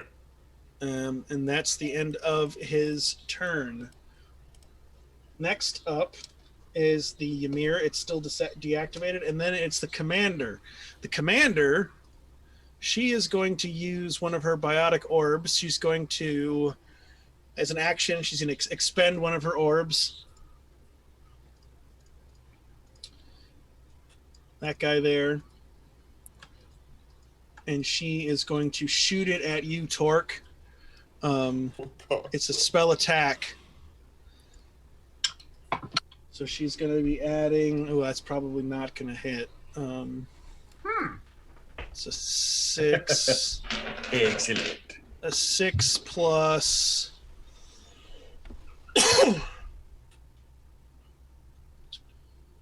What is it? It's a 6 plus. Where's her? That's a 12. Torque. Well, That does not hit. Okay. Yeah. So the orb flies overhead as you're kind of doing battle with this Turian. You manage to duck out of the way as you see it flying over your shoulder, just hits the wall, dissipates harmlessly. Hey, it looked so scary. Next up is McGowan, and then the friendly Ymir. Okay. So how far away is 5, 10, 15, 20, 25, okay, so, but I'm assuming that's difficult terrain moving over this Yes, sir. chunk of ice. Okay, well, I want to move my full distance towards the field officer. Okay, so you want to 10, 10, 20. That's good. Yeah, one so back. like 25 right there. And then I'm going to use Havoc Strike, Nice. which is a cantrip. What's the range on that? Because you could use that even from like on top of the. It's 20 feet, so. Oh yeah, you could use it from back here even. Um, You just climb up on top of the ice and. and I'm going to land on the hex behind him. So he has to make a DC 14. That's gonna fail. I rolled a 6. Yeah. So then he takes 2d8 thunder damage. Nice. And it's 5 feet, so torque is okay. Nice. So it's just like a poof, just like this really small impact area. Superhero landing. 11 points of damage. 11 points of damage. Okay, let me find his stupid piece of paper here. I've got too many of these. 11 points of damage. That will take down his tech armor, and it'll do a little bit of damage to him too. Cool. That's my turn. Tech armor's down. Shatters pretty emphatically as you land right next to him and send out this short radius shockwave that kind of knocks him a little bit off his balance, interrupting his dancing around Torque, maybe giving Torque an opportunity to get some payback here against this guy. Maybe. Next up is the friendly mech. So these A37 crates, exactly how big are these things? Probably like 8-10 feet tall. They're full cover. They're pretty big. Like, are they too big for the mech to grab onto?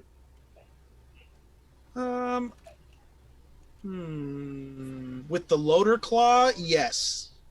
Damn it. They're a little too wide. Okay. Well then, shoot, I was just gonna grab it and then just swing it, but apparently can't do that. So, It's a little with, too big. the mech will basically just move straight down to get into melee combat with the two that they're at and punch them. Sorry, where were you going? Straight down. Okay. Oh wow, this dude's getting fucking triple teamed. I have to move the flames a little bit. Oh, do I need to roll for the flames or? Yeah, actually, I need to roll for the flames. So let's see. I need to do it for 2 turns. No, just 1 turn. 4. Yeah, you got it last turn. Um, Oh, there we go. Tracker. sorry, that's 10 more points of fire damage.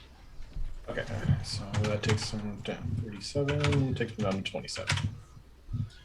I actually do need to do it for last turn. I didn't do it last turn. 1, 3, another 7. All right, takes them down to 20.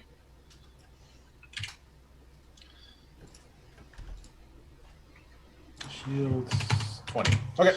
The fire actually bypasses shields. We established that a Okay, while so then back. the shields stay the same, and I need to take it off of him. So it Okay, would so be 30 points. A total of 30. It should be a total of what, like 27 points of damage total. I think it was like a 10, a 7, and a 10. All right. Sounds right. Oh, he's definitely looking pretty beat up.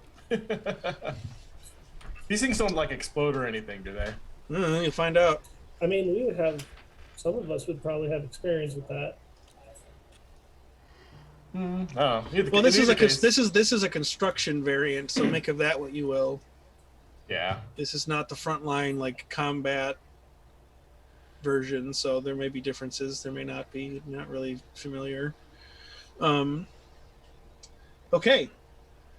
All right. He's gonna power up his drill and then just punch right at the dude. Go for it. That was a +5 action motor arm. There we go. +8 to hit. Or that drill +8 to hit. Okay. 13, 21. That'll hit. All right. And 40, 12 plus 8. That is a 6, 24, 32. 32 points of damage. 32 points of damage. He's not dead, but that was really, really bad. So he manages to avoid getting completely gored by this thing. But I am going to say that the drill catches him kind of in his upper, like, left hip, and it takes like a chunk out. And so he's bleeding profusely. There's this massive wound, and now he's got a really bad limp on the one side, and he's still a threat, but and he was able to, like, avoid a killing strike from that drill, because we've seen what that can do. But Yes, it was a bad hit, and he looks pretty rough. Does he take fire damage? No. Okay. For the shot. All right. That's it for him? Next up would be the 2 trooper guys. So this guy in the back, he's going to take a shot at you, Alpha. Yeah. So you've got a +2 to your armor class. It's a natural 1, so his rifle jams, and he'll have to spend an action. He expends the thermal clip, and he has to spend his next turn reloading. So that's nothing for him. He goes to fire. Click, click. Oh, shit! And he starts pounding on the rifle, trying to get it unjammed. This other guy is going to step out 5, 10, 15-ish feet there. And then he's going to... Let's go 20 feet. And he's going to try and shoot... I'm going to roll for this. He's gonna get No, he's confused. shooting at Torque. He's going to keep shooting at Torque. He's not going to change his target now. Oh, why would he? It's a 14 though, so it's going to miss, I'm sure. 14, right? Misses Oh, yeah, you, Torque? that's a miss. Yeah, they pings off your armor. A few little scratches, but otherwise, no harm done. Ha! So that's and then he's going to use his next 10 feet to try and take cover a little bit here. That's the end of their turn. Next up is the engineer. It's the engineer. He's activated the mech. He has to stay within a certain range, so he's going to stay. He takes 10 points of damage. He does take 10 points of damage too. Thank you for remembering to do that. And it happens at the start of his turn. So. He is still alive. He's starting to be clearly. He's losing a lot of blood. He's moving more sluggishly. He's not looking great. 3 darts is too much. He's actually going to move up kind of up here a little bit, and that's going to be the end of his turn. Actually, from there, does his gun have the range? No, does it? Yes, it does. He's going to take 2 shots, double tap shots at...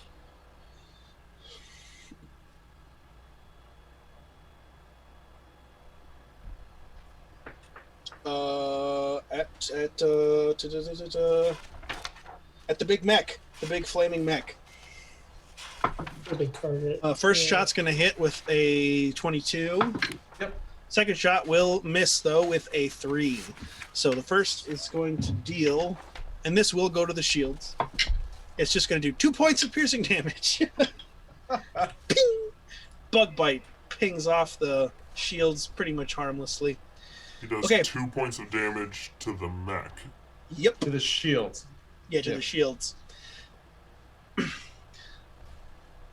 So that's the end of his turn. Next is Torque, and then Alpha and Omega, and then Rhea. Quick.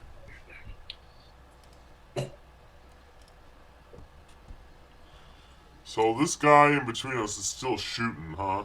Yep. He did just get staggered, though, by McGowan making a dramatic entrance. Hell yes. I'm gonna look at him and say, let's try this again. and then I'll fire my ballistic blades again. Okay. Just a stubborn move from Torque. Just, it didn't work the first time, it's gonna work this time! Okay, that's now it's a matter of honor. and it's a 22 to hit.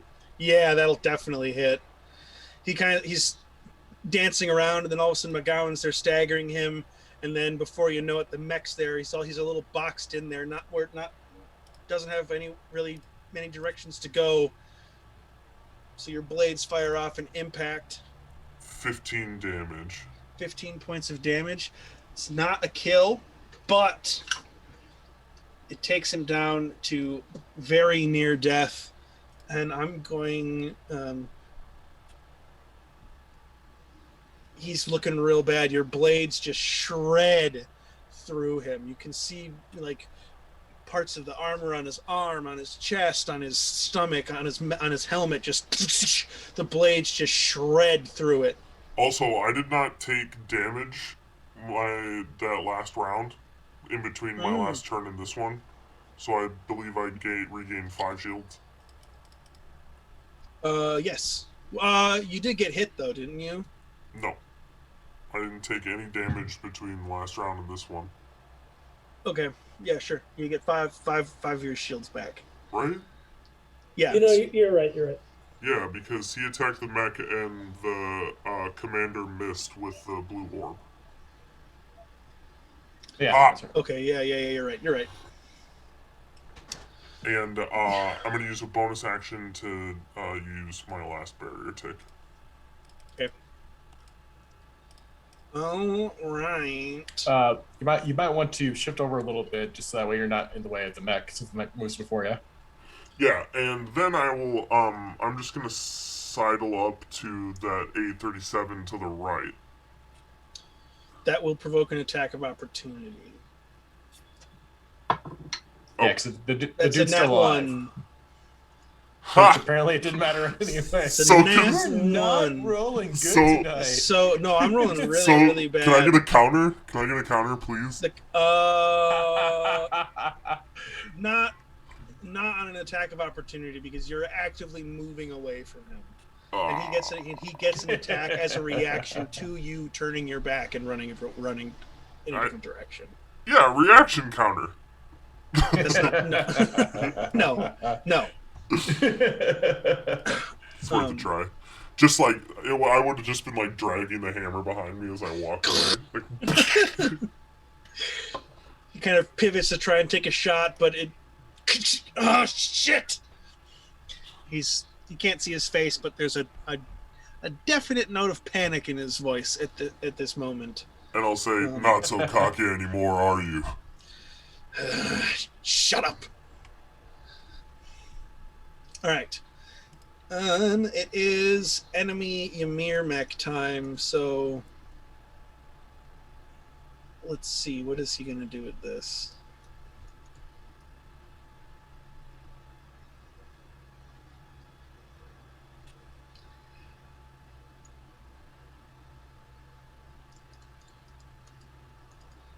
Two, 4, or sorry, 5, 10, 15, 20, 5, 10, 15, 20, puts it there. So he's just moving it. That's all it's going to do. Then it's the commander again. She is going to... Torque, you're not primed anymore then either. Oh no, you did get shot this turn. You did do double tap. No, I didn't get shot Okay, this turn. nothing- Oh, that was on the mech. Yeah. No, well, they multiple people have double tap. Oh, I didn't yeah. get hit in a whole Yeah, round. nothing hit Torque. That's right. This turn, nothing hit him. That's right. Okay. That's why I got my shields back. Yeah, I just feel like, for some reason, I keep thinking that I hit you for some reason. I don't know why. Anyways, No, motherfucker. I don't know why. I think I'm just remembering the previous. I'm remembering the previous turn. Okay. Leave me alone. Let's see. Leave Brittany alone. Let me alone, please.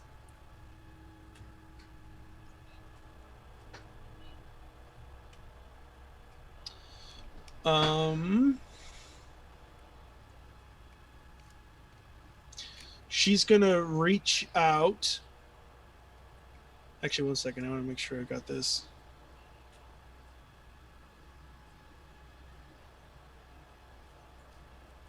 Yeah, she's gonna use warp. Casting it at a third level. And she's going to cast it at you, Torque. Yeah, keep it coming.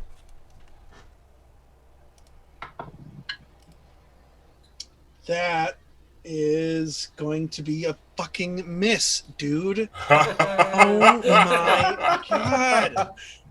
I mean, if anybody out Suck there, it!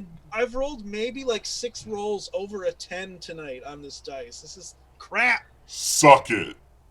Maybe use a different one. anybody out there is doing this as a drinking game and having a shot every time there's a 1 that's rolled. Jeez. Do not plan on going to work tomorrow. So she tries Right. to. She reaches out with the warp, but Torque, you kind of shrug off the effects. You're a trained biotic as well, and you're able to just kind of push the effect aside as her casting fails. You I can predict.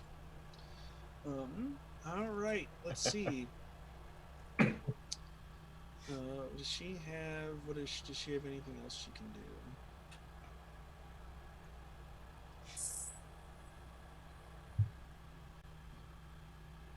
Nope, that's it. That is it. All right, top of the initiative round. McGowan. Stabbies. What was that? Did Rhea, Alpha, and Omega go? No, they haven't. What? How did we miss all that then? Yeah, we just jumped from Torque to. How did we do that? Yeah, okay, yeah, sorry. God, dude. That's all right.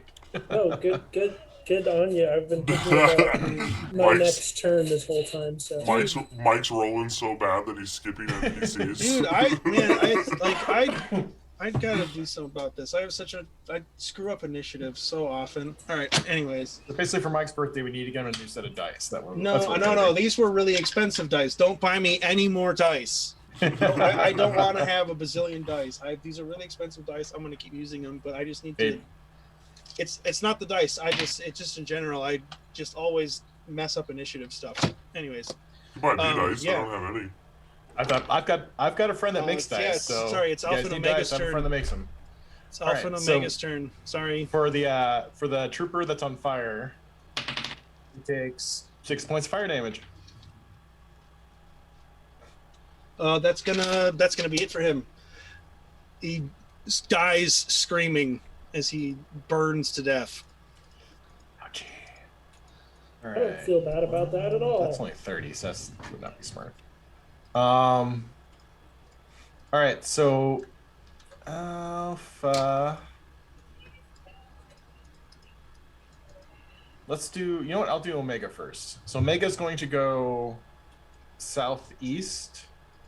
His full movement of 40, or as much as he can, just to get a line of sight of the commander. Okay, 5, 10, 15. Oh no, just straight all the way south. He'll have to run through the flames if he wants Okay, to so go the flames south. cover that one too. Yes.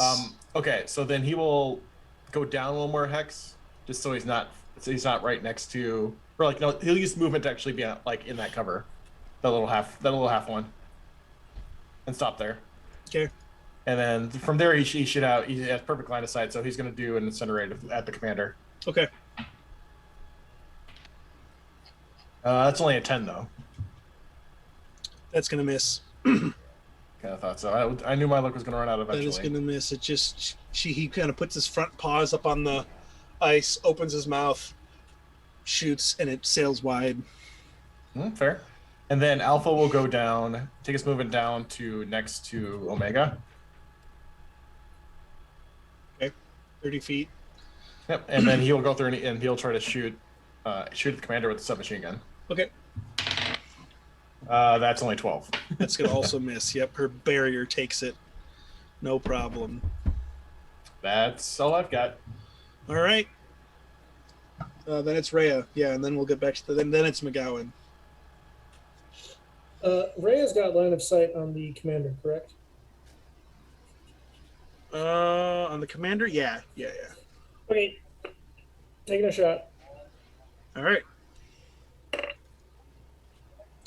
That's probably not going to hit. It's a low roll. That sucks.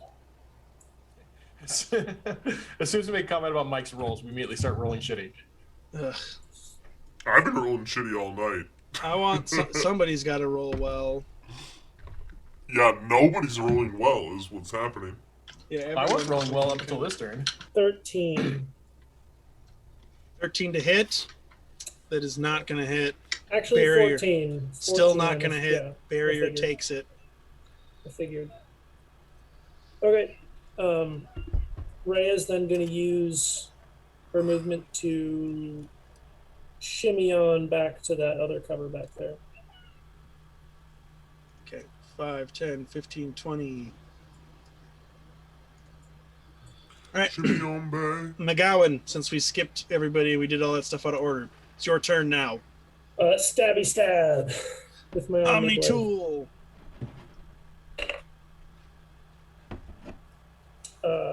19 to hit. That will hit. Yep. 3.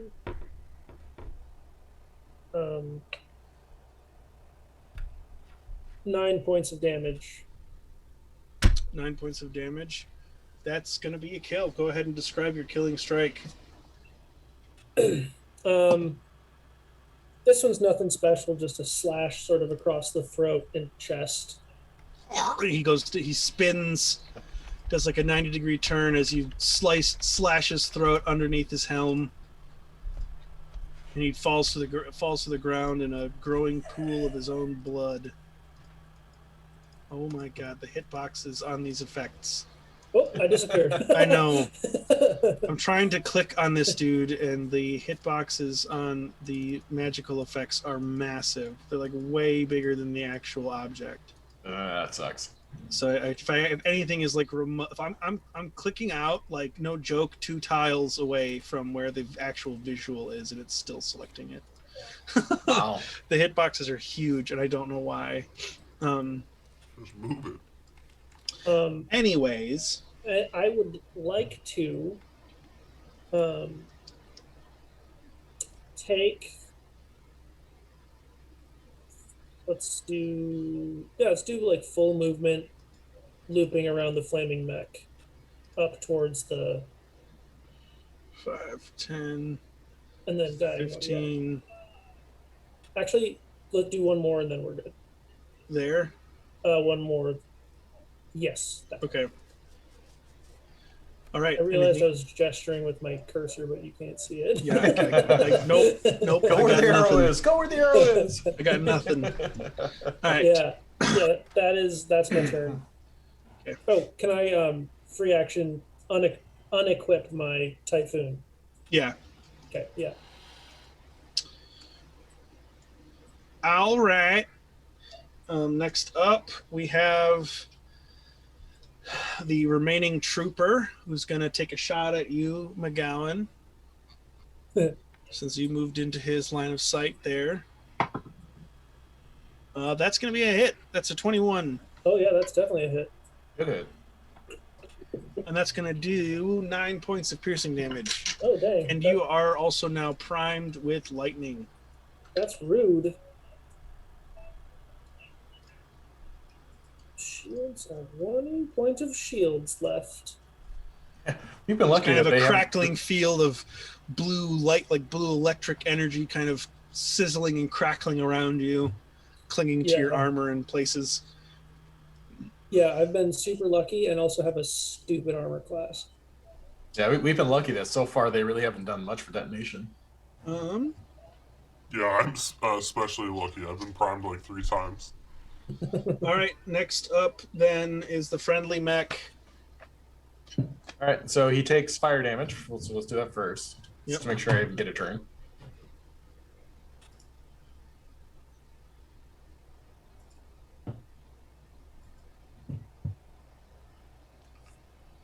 You gonna roll for the fire damage he takes? Oh, yes. Sorry. For some reason, I thought you were doing that. I don't know why. Sort of scatterbrained today, I guess. Oh, good. So 5 points of fire damage only this time. All right. Well, he is still going then.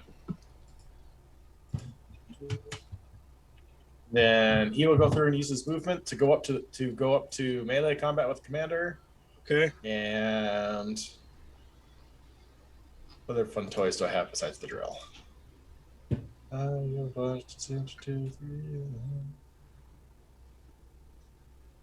Hey, he's going to. You know what? Oh, that's ranged. No, still use the drill. Still use the drill. All right.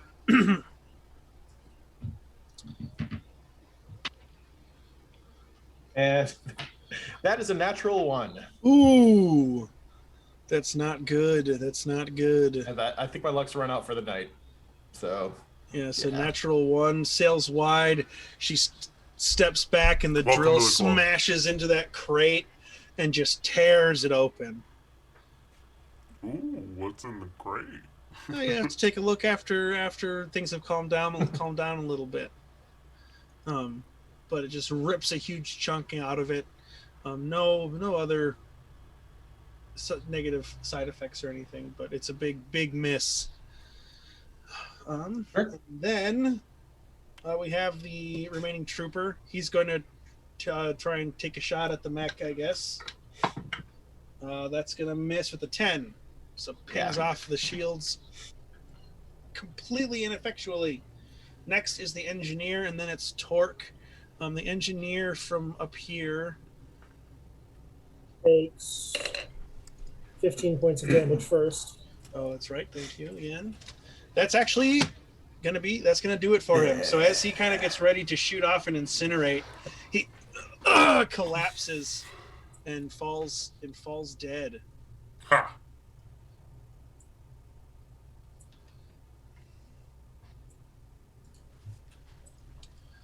So he doesn't actually go.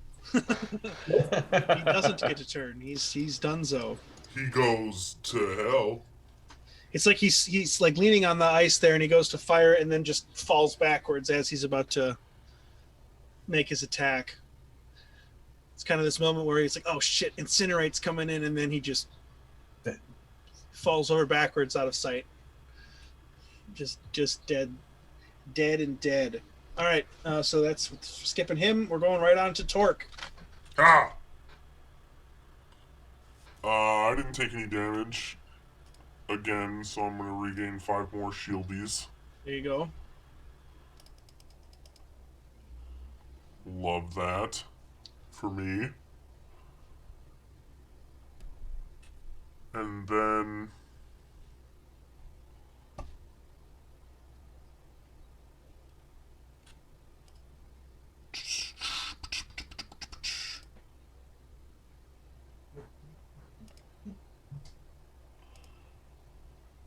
what am I gonna do? Good question. Real quick, I'm gonna change my weapon to the AT-12 Raider. Okay, And- so action to change your weapon. Yep, Okay. and that's gonna be my turn. Next up is Alpha and let- Omega. Just letting my luck recharge on these die rolls. All Getting some Keep shields your dice back. around And, off. yeah, God. Alpha and Omega. All right, so we're both Alpha and Omega are going to scoot around to the southeast side, going towards where Torque's at, so we can get line of sight on the commander. Okay, so up and over the ice. Yep. So that'll be like 5, 10. 15 be feet. Well, it's 20 20? feet, I guess, technically difficult 20. terrain. All right, so then you guys, God, dude, these freaking visual effects are insane. Okay, so 10, there's 20, 25, 30, 30, 35, 40, 5, 10, 15, 20. Yeah, right there. Yeah. That'll work. So then we will go. So we'll do Alpha first with M12. At the commander? Yes. Okay, go for it. That would be a 14. 14. That's going that'll hit. She is going to use. Actually, no, sorry, I'm looking at the wrong stat block. That's not going to hit. Okay. And then The for the barrier will take incinerate. it. All right. That one is a 15. That's exactly what you need.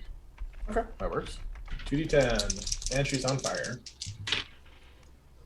10, 19. Nice.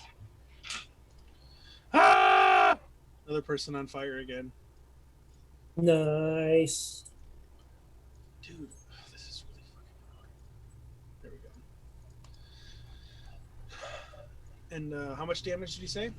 19. 19 points of damage. Okay, she's going to use a barrier tick to reduce that damage by 5. So 14 points of damage. Okay.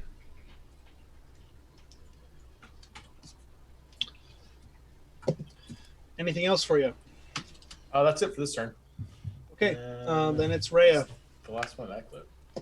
Rhea's got to reload. Okay. And then enemy Ymir, which is going to move forward. No, it's not. It's going to. Yeah. Well, he had it moving up, so it's going to keep moving. But it basically is just going to be following this simple command. So 5, 10, 15, Nice. 20 feet. It's just moving, just walking forward. It's like a car. It's like a It's a car neutral with nobody. Just moving along of its own accord. All right. Then it's the commander lady. God, so please do something cool. Nope, don't do anything. Just sit there she's and be all on fire. right. Let's see here. She's just gonna be really mad about this whole thing. Things are not working as well as she wanted. And so she surrenders. Yeah. She's going to let's see. She's got a lot of concentration powers.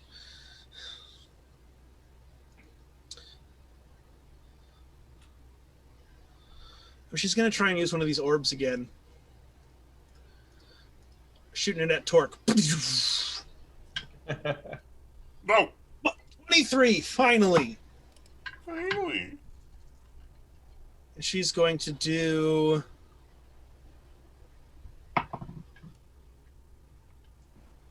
15 points of force damage to you, Torque.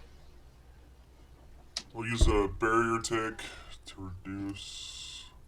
This blue 6 biotic and a half. sphere launches towards you. Okay, I just got to move this guy for a second because I can't just click on stuff that's like not just absolutely not like right next to it. I used a barrier tick to bring the damage down to 9. Okay. Great, but this biotic orb flies out and it hits you and kind of this brilliant explosion of blue and white and purple. And it doesn't blind you, but you do kind of have like a bit of a flare, like kind of a sort of a moment as the light kind of, your eyes have to readjust. And you just kind of stagger back into the crate, can catch your arm on it. But It's more You're like, still- how about like a ow.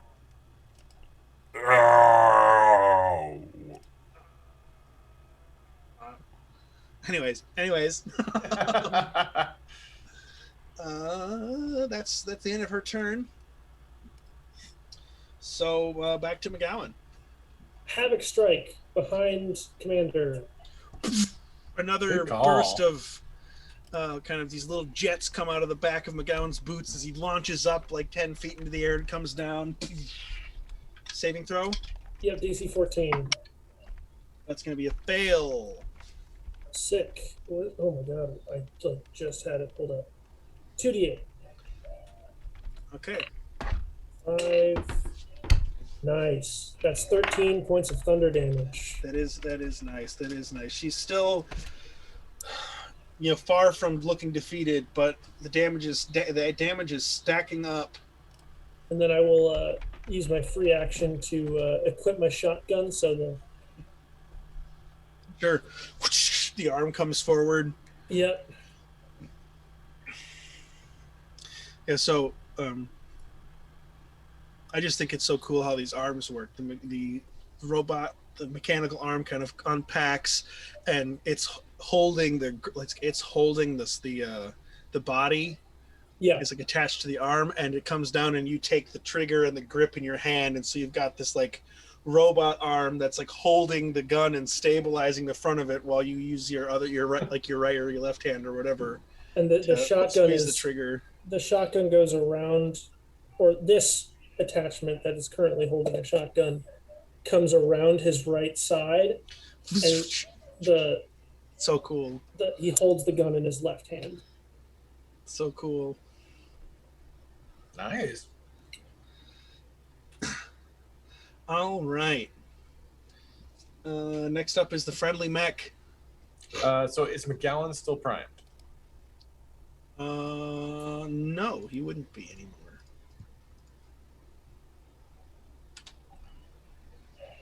Were you gonna detonate me just for fun? It's one Somebody's got to get detonated. It's one less effect for you. You have to turn a click around.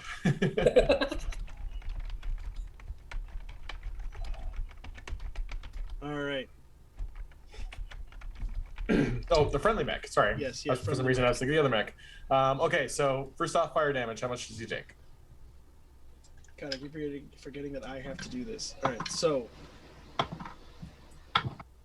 7 points of fire damage. All right, still kicking, but barely. Is sparking, smoking. You can hear like just like internal systems are overloading and popping in the heat of the flames. Just give you guys an idea of the original 161 hit points this thing has. It has 10 left. Woo! All right, so gonna try another drill punch. 18. 18. All right, that's a hit. Yeah. All right, so that is 44 or 4012 plus 8. Jesus. Nice. 36, 44. 44. Holy Christ. I gotta do some math here. That's one dead sorry. Yeah, so she's not dead, but again, the drill comes out of nowhere, and her barrier manages to keep it from like piercing into her and like impaling her completely, but it does bury itself a few inches into her abdomen, and then she took off 3 points of damage, so she's okay. And she actually like back slams into the kind of smashed side of the crate there, as the drill pulls away, and she's got a big wound in her side, and she just took a really, really nasty hit from that. But she's still a threat. It still looks like she's a threat. Okay, next up is the last trooper.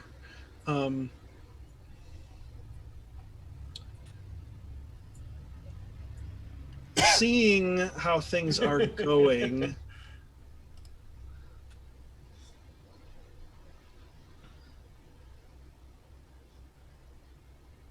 let's see. I'm gonna make a check for him. Okay, he's gonna try and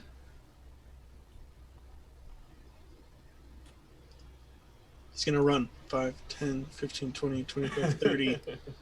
35, 40, 45, 50, 55, 60. So he's there now. That's the end of his turn. Next, we have Torque. Excellent.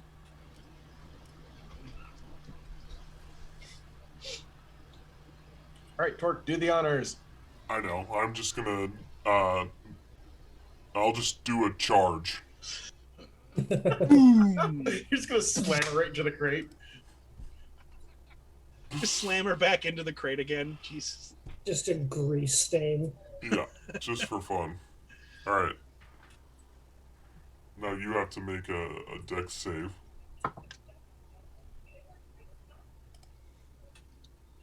Or it's It's a 17. Hmm. you rolled a 17? I did, yes. Well, that'll save. Great. So she manages to she puts a projectile, not a projectile, but like a Force field. biotic force field up in front of her and just stops your momentum dead in its tracks, but no damage or anything like that. It just prevents you from making the impact. She's very clearly a powerful and well-trained biotic user. She'd have to be. To stop Torque, definitely. Stop a Krogan battle master, absolutely. All right. Next up is Alpha Omega and then Rhea. All right. Well, there's not much that Alpha and Omega can do to help that mess. So they're gonna go around the container. Okay. And to get, I'm assuming that the workers are kind of like all crouched down, huddling down, something like that. Actually, I would say I didn't roll initiative for these guys, so I'd say actually at this point these guys, which you guys haven't really seen, would be all kind of huddled up down some over kind of here, corner to hide. down there over somewhere. Okay. Perfect. All right. So we're gonna go around the container so we can shoot at the guy back there. Okay, 30 feet will put you there. 30, 35, 40. That'll work. Okay, go for it. He's got half cover there, so he'll have some armor class All right. advantages. So we'll do Alpha first at the M12. 12's gonna miss. No, M12. Oh, So that's an 16. 16 will hit. Yep. All right. So that's 3d4. 3, 7, 3, 10. 10 points of damage. Yep. Okay, he's going to use his tech armor. And right. he'll take the shields will go down, and tech armor will take some damage, but he is still going to be standing. Let me throw that over here. Okay. And then Omega with Incinerate. Okay. And that's 24. Yeah, that'll hit for sure.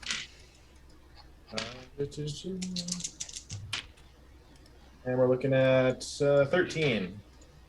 13 points of damage. Yep. Yeah, that'll do it. I think. Let me see what he had. No, it's not going to do it. Sorry, dude. My brain. It's just not. All right. It's just not working at optimum levels tonight. Okay. Let's see. So you said 13 points of damage. So he took 10 last turn. So his tech armor's gone, and he'll take another 8 points of damage.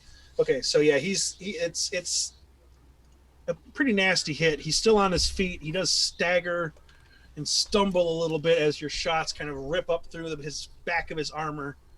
But he does keep moving. His forward momentum does continue to carry him. Sure. And he is on fire. That's right. That dude is on fire. On fire. All right. Next up is Rhea. So Rhea is gonna take a cue from Alpha and Omega, sort of look at this gargle mesh over here and go, I don't even want to start, and is just gonna dash. Yes, precisely. 30, All 60 35, feet. 40, 45, 50, 55, 60. Yep. All right. That's good. All right, and then it is the enemy Ymir. 10, 15, 20. Keeps going. Keeps moving forward. Just toon, toon, toon, toon. Just moving forward steadily without its controller. It's just following the one command it was given. And it just Now keeps till walking. eternity. All It right, doesn't have a then- failsafe? God. Then it is the commander's turn. All right. She's got to have something good for this. She's got to have something good for this. She better.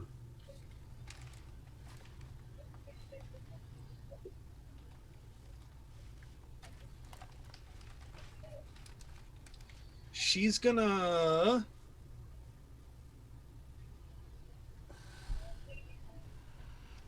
She's gonna use a shockwave.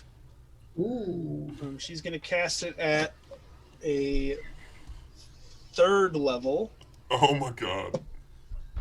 and Just I for need times. Alpha, Omega, Torque, and McGowan to all make Oh, dexterity saving shit. throws as the shockwave just rips from, and as she activates this, she lets out this like frustrated scream and just throws her arms in the air as these biotic like bursts of energy fly up from the ground, attempting to throw you guys and knock you everywhere. Let me see what. Oh, I what fucked you gotta roll to up. beat. You've got to roll. You've got to beat a I fucked 14. up. I got an 18. I got an 18. Yay! Oh, that's 18 not so bad. buddies. Oh, that's okay. So, Alpha got a 21 and Omega got a 13. Okay, so Omega is knocked prone, but everyone else is okay. You will still take half damage, and so let me roll for that real quick. So let's see. She's going to be doing. And TPK. Okay. So the ones that save take half damage. The one that didn't takes full. Correct? Yep. Okay.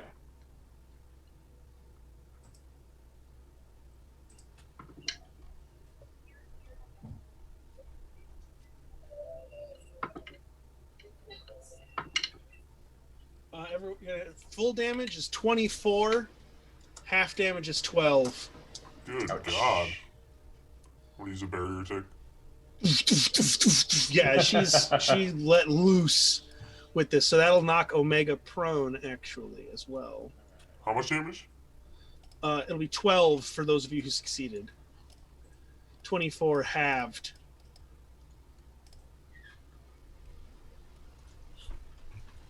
Ouch. So Omega is knocked prone.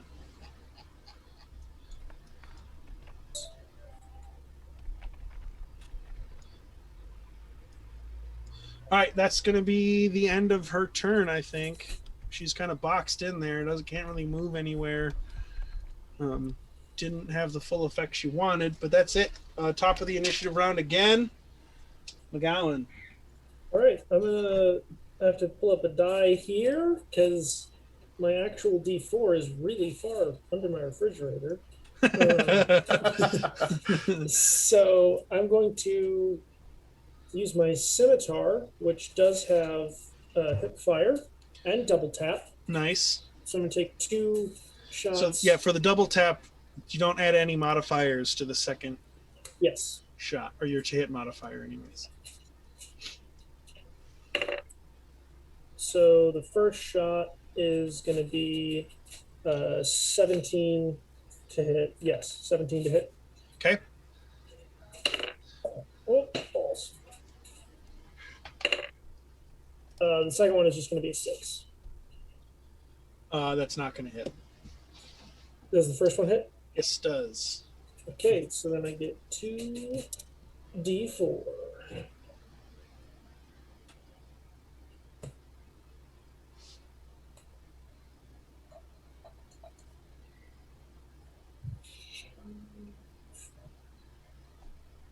That's 11 points of damage.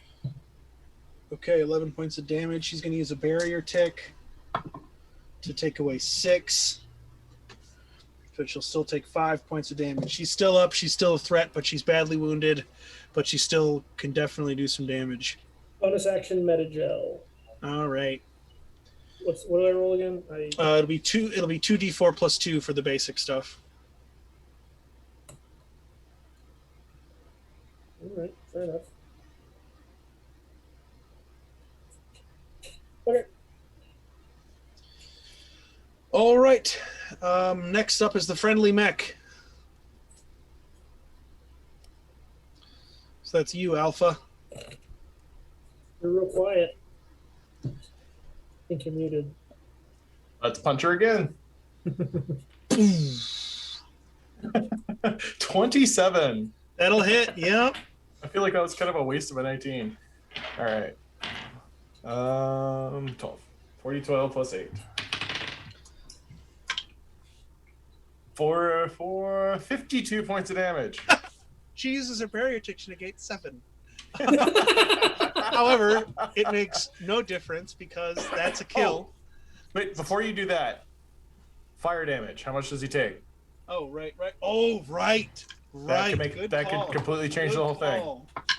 It's not going to, though, because that's 7 Oh, points yep, of fire with 3 damage. hit points left. So, yeah, he gives it the last burst of tremendous strength that this mech seems to have in it, winds up, and that gets the kill, yeah. And the drill just bores through her chest. She uses a barrier tick to try and lessen the impact, but it's not enough, and it just right through her sternum, just blood and bone and metal and screaming.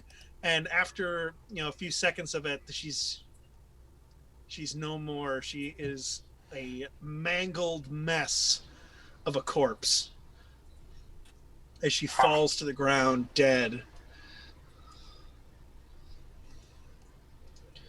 All right, end of the friendly Emir's turn.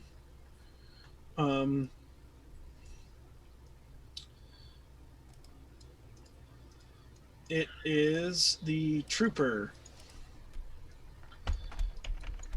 He's going to hobble 5, 10, 15, 20. You see you see him hold up his Omni tool to the door. It slides open and he stumbles inside.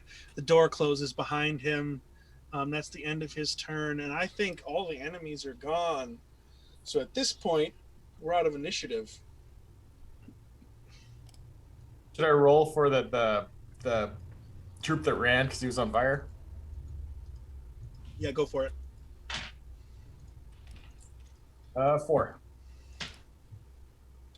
4, you say? Yep.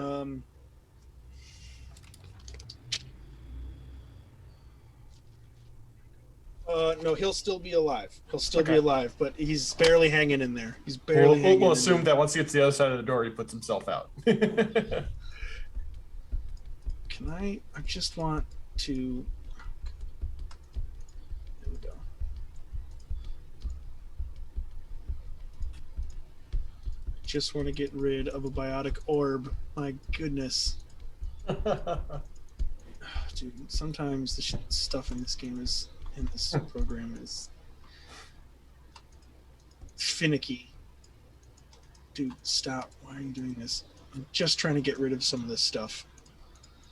It keeps clicking on all the wrong stuff. Anyways, oh my goodness, why can't I click on this freaking... This is all right, finally. Good God, I was spent that whole time trying to delete just that little blue orb. All right. I don't know if that speaks to my technological ineptitude or what really. Anyways, yeah. And then over the next minute, your mech dies. The flames continue to burn, and it just deactivates and stands there continuing to smoke and fizz and pop, but it has done its job. Meanwhile, the other one continues to walk forward and starts just like slowly crushing these crates and pushing them out of the side as it continues to just walk forward. Can I roll to the ice? Can I roll to hack that one so I can get it to stop walking? Yeah, go for it. Nobody set the failsafe on that mech.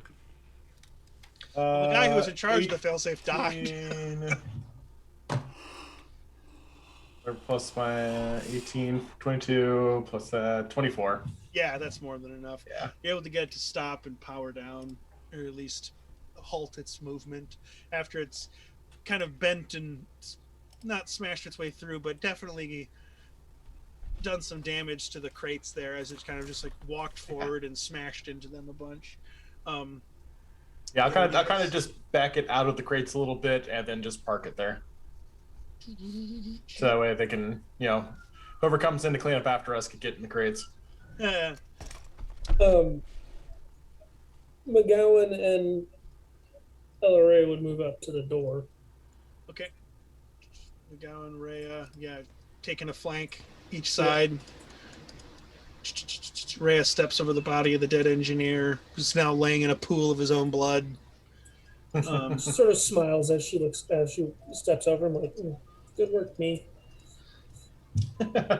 She would. Yeah. She would. Okay, and then at this point, Omega has just come to his feet, I'm sure. Alpha, Omega, or Alpha and Torque, what do you guys want to do? Well, at this point in time, there still could be more on the other side of the door. So Alpha and Omega will go to the other side of the half wall.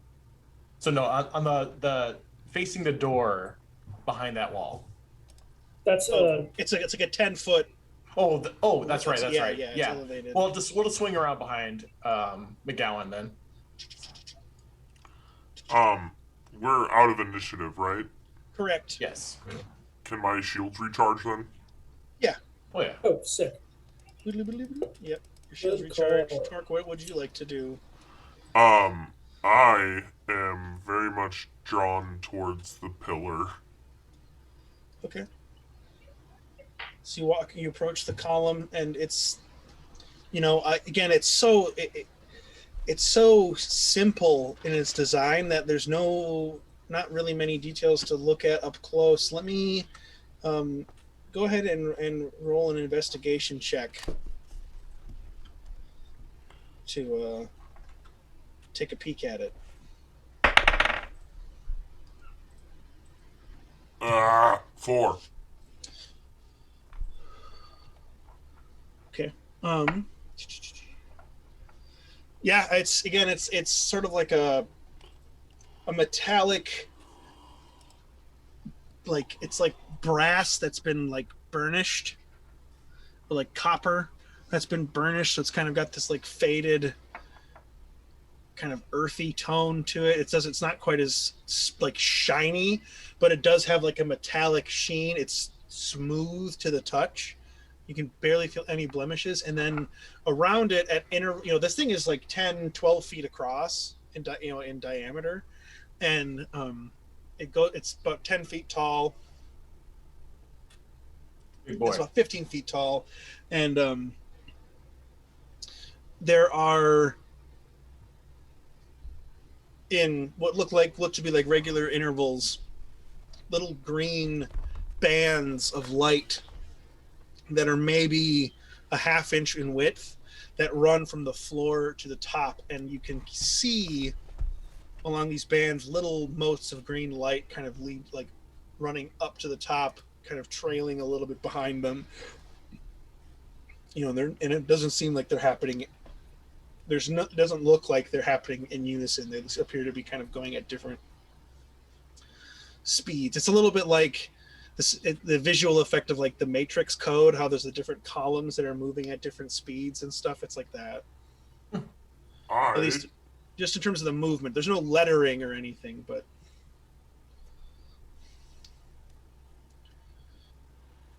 Okay. I'd say they're spaced maybe like 2 or 3 feet apart, each of these strips. I'm going Should to. we check? Go ahead. Sorry, I'm going to No, go very slowly reach out my hand. Nothing And then- happens. Nothing happens? Nope. So I reach out my hand and I go, "Huh!" And then I just look around a little bit and I'm like, oh, well, I thought that would be exciting.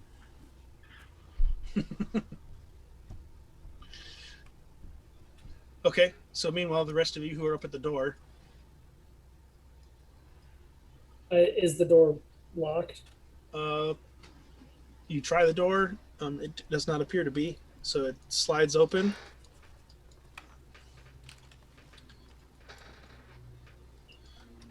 And stepping inside.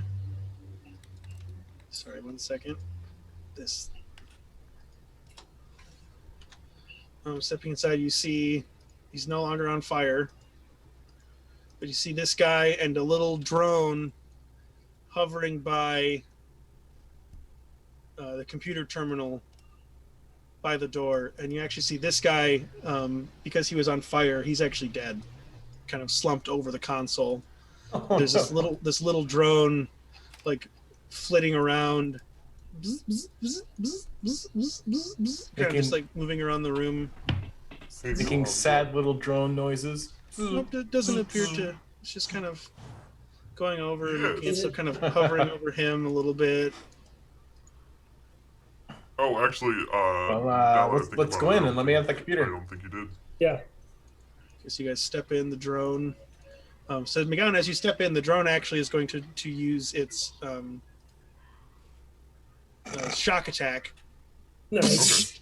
Tries to God, fucking tap bugs. you. Fucking bugs. It's gonna be an 8 though. So you jump to the side.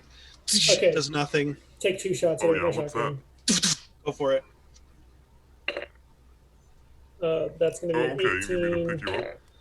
and a natural 18. Yeah, So, both of those hit.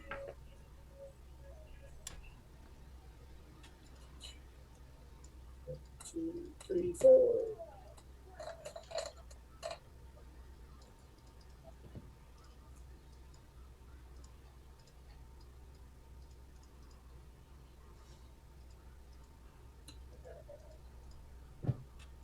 Do I add the damage to the second attack?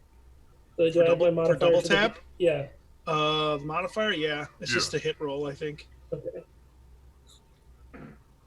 23 points of damage. 23 points of damage. Yeah. It's not enough to kill it, but it is enough to kind of send it. It's kind of like reeling across the room, malfunctioning. Oh, yeah. It's still active, but That's it's no really problem. badly Well, damaged. actually, And I I just do keep have a to ask, shotgun and on it, sorry and to if ask it this, but comes are you close to either vaccinated? me or Alpha, while Alpha's on the computer, I'm going to shoot it again. And it responds as, well, we'll get to that. We'll get to that. So Alpha, he's going inside. Make a roll to hack the drone, just turn it off. I don't know if that's something we can do or not. There's there's like spells and stuff that do that sort of a thing. Okay, So yeah, I if it's would a, if say it's a no. spell, then no. Nope, then I'll focus on the computer instead. Okay, go ahead and make Um, an electronics check. Sure. Yeah. I'll shift over to bipedal mode. I'm Plug myself in and only get ready. skeptical because I don't know exactly what that means, but I believe you if it means that you're covered. If that's what they told me. 17, 4, 21, plus. Oh, sorry, you efficiency. you have the code for this from the Oh. officer. You have the officer's code. Okay. So this, yeah, you're able to open this, That's such a funny hack the way to computer put it. without any effort at all. This Sorry. has all the same information that you found on the other computer, but you do also see a very recent message, as in like a few seconds ago. It's just an SOS beacon that's just going off. Oh shit. This particular terminal has been activated with an SOS. We possibly will have company incoming very quickly. Or very not quickly, depending on how far they are. Well, Can I did turn a off pretty the good SOS? I go ahead and make actually an don't electronics know check if for I've that. never gotten that response before. Like I said, I believe 15, you're 19, covered. 21. I only had 21. one question prepared for Yeah, this you're able to situation. shut it off, but it If you know you've been you vaccinated. hope that So, you were able to shut it off before it was detected by whomever may be on the other side. There. I'll relay that to everybody else. Like there was an SOS. I shut it off. We'll see if it works. Okay, Yeah. what's your next That's it. step here? And, taking a look at the room. Is there anything of interest or value in here? Make a perception check. And it's at this point, McGowan, that the drone comes back for another zap. That's going to be a 16. Oh, that misses. Okay. Shoot. You are not authorized to be here. 12. You are not authorized to be here. I got a 12 and a 16. Those will both hit, or sorry, the 12 will miss, but the 16 will hit. It's sort of like the drone's its voice modulation, the VI that controls it is Oh, well, you very were clearly halfway badly vaccinated damaged and anyway. malfunctioning as it zips around and stutters, and 12 points of damage. that is going to do it. Explodes in a flash of light. 13 on the perception check to see if there's anything of worth in here.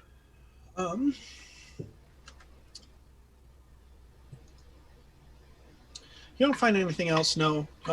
There are some crates with what look like rations, basic supplies.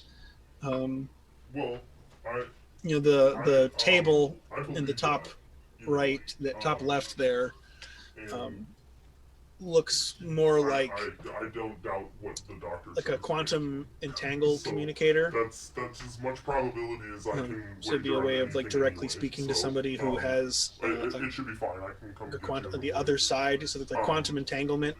But My I'm general so sorry understanding that of I have quantum to let entanglement, you which go is a real because thing, I'm actually, or at least in theory it's a real entertaining thing, friends right now, and is they're that wondering where I'm you at. can set up. It essentially has to do with the idea that the same atom is in two different places at once, and so you're able to sort of manipulate that to project an image through communication. It's quantum physics stuff that I in real life don't really have much knowledge about because it's all stuff that is very dense and difficult to understand. But it essentially it's a highly advanced communication technology that allows for almost instantaneous at 9 communication a.m., right? between 2 points. Okay, sounds good. All right. I'm gonna turn it off. It's not on at the Cool, moment, talk so to you you go soon. over and it's powered down. But you recognize it. It's back 300 years ago, the Reaper War. It was pretty advanced, rare tech, but now with the decreased number of active relays, which means there are less communication buoys, which used the signals of the relays to basically make it so that you could send Messages at messages really and far data distance. over really extremely far distances. That's less viable now in some areas. So quantum entanglement has become more common and popular, especially in places where there's money. Fair.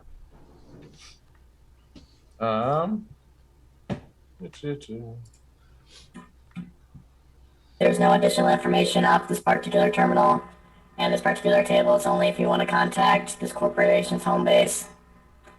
Do we want to try to hack the communication systems to let any further units know that we have taken over, and if they wish to surrender now, we will let them live? I don't think that's going to work. I think we just got to go. Acknowledged. We can leave.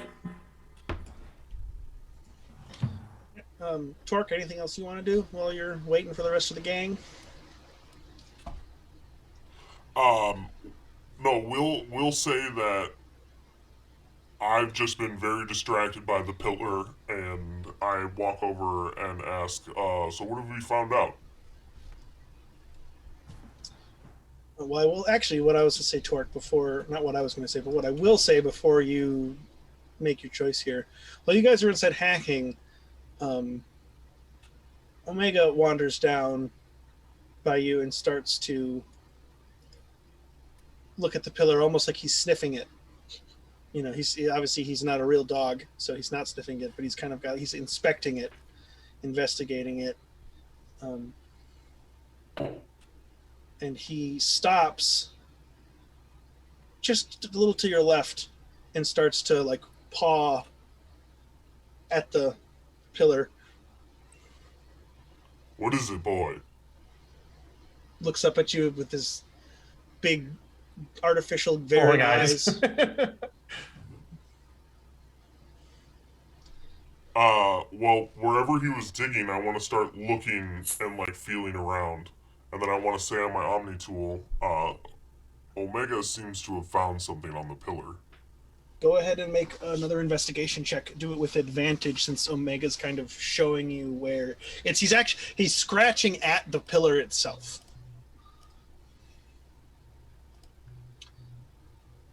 Oh my god, fuck this game today. I rolled a 2 and a 3.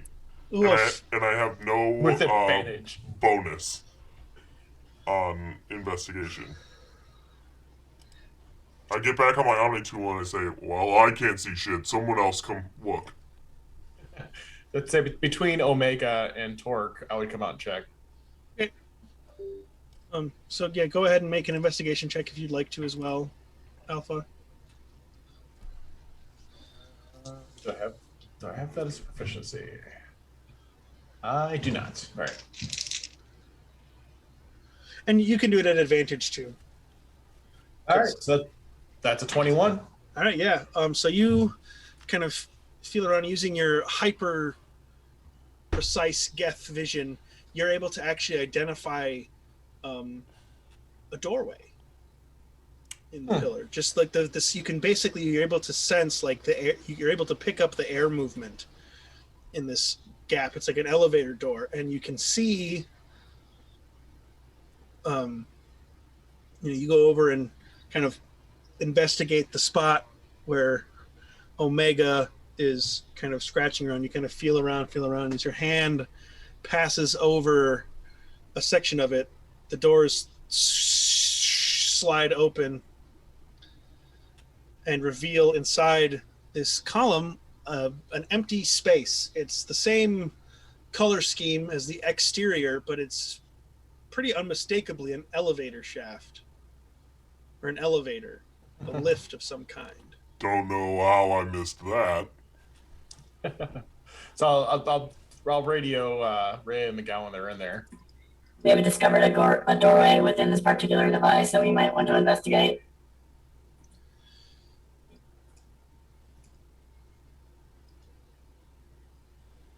I highly recommend that you join us. Yeah, we'll come down. So you guys make your way back down to join the rest of the group, and you see it's open.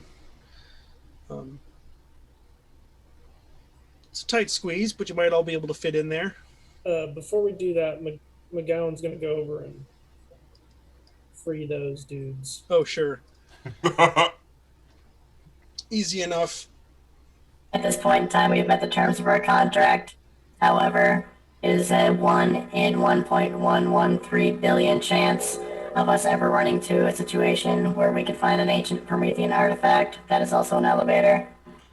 You can't tell me you don't want to go in there. I do want to go in there, but we've got a whole bunch of freed prisoners at the mouth of this cave and a whole bunch of LMD soldiers coming this way. Do we have LMD soldiers coming this way? They sent an SOS, so they know something's up. Ray How was it? will smirk, and she'll say, "We don't know where they're coming from, though. Could be a ways off." That is correct. Based off of the communications table that they had within the office, their particular location of support could be years. Well, I don't know why they would bother taking years when they've got a whole bunch of people back in town. But it'd take them at least a few hours to get out here, though. Tell these ones to go to the mouth of the cave and tell everyone to clear the area. Fair enough. There was 2 transports out there besides our own. The workers that were held captive here could use that. We could search the officer to see if they have keys for the vehicles.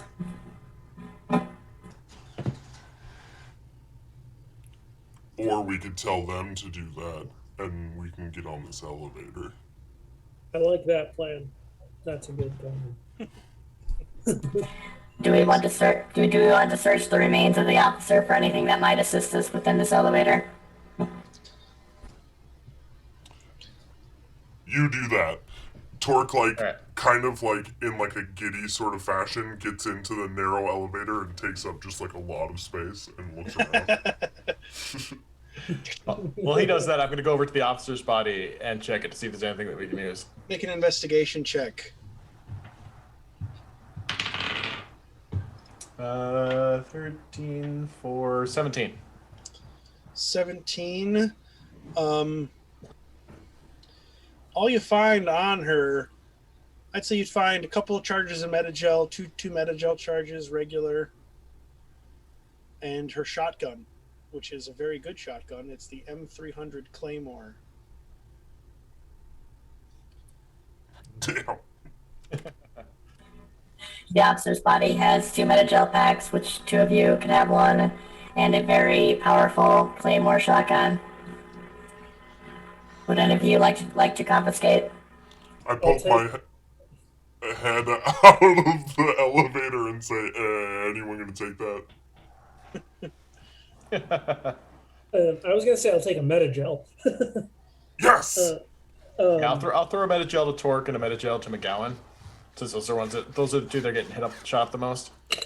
I'm just gonna use mine right away, if that's cool. Okay. And then I'll grab the shotgun and toss it to Torque. Or are you full on weapons? Do you need me to Remember carry your something? weapons situation, so you I have need to to maybe I need move to some drop stuff one, around. but yeah, it's fine. If you're gonna drop your other shotgun, I'll happily take that off your hands. Pretty sure it's the Oh, same one that that's you right. have, but No, you have a raider. I have a scimitar. Or you have something else. Oh, it's the Raider. yeah, The I have the Raider. AT-12. The Yeah, AT-12 Raider. I have a scimitar, so Okay, yeah, I'll toss you the AT-12. Easy enough. Yeah, so Torque, congratulations. You are now the new owner of an M300 Claymore, one of the most powerful shotguns in the game. Sick. It's really good, dude. So some of the rules for it are a little broken, so we'll go over it a little bit. What's it called? The M300 Claymore. It's a little overpowered. I'm not going to nerf the damage or anything, but there's some like requirements for it that we're going to just put out as an addendum. But we'll talk about that later. Yeah, it's awesome damage, but it's only got a heat of 1. Yeah, you have to reload it every other round, but it does a ton of damage. My other gun had a heat of 2 and was double tap, so this is no difference actually. 3d8 piercing? God damn. Yeah, dude, it's really powerful. It's also, like I said, we've got to make some modifications to it because it's pretty broken in the rule book right now.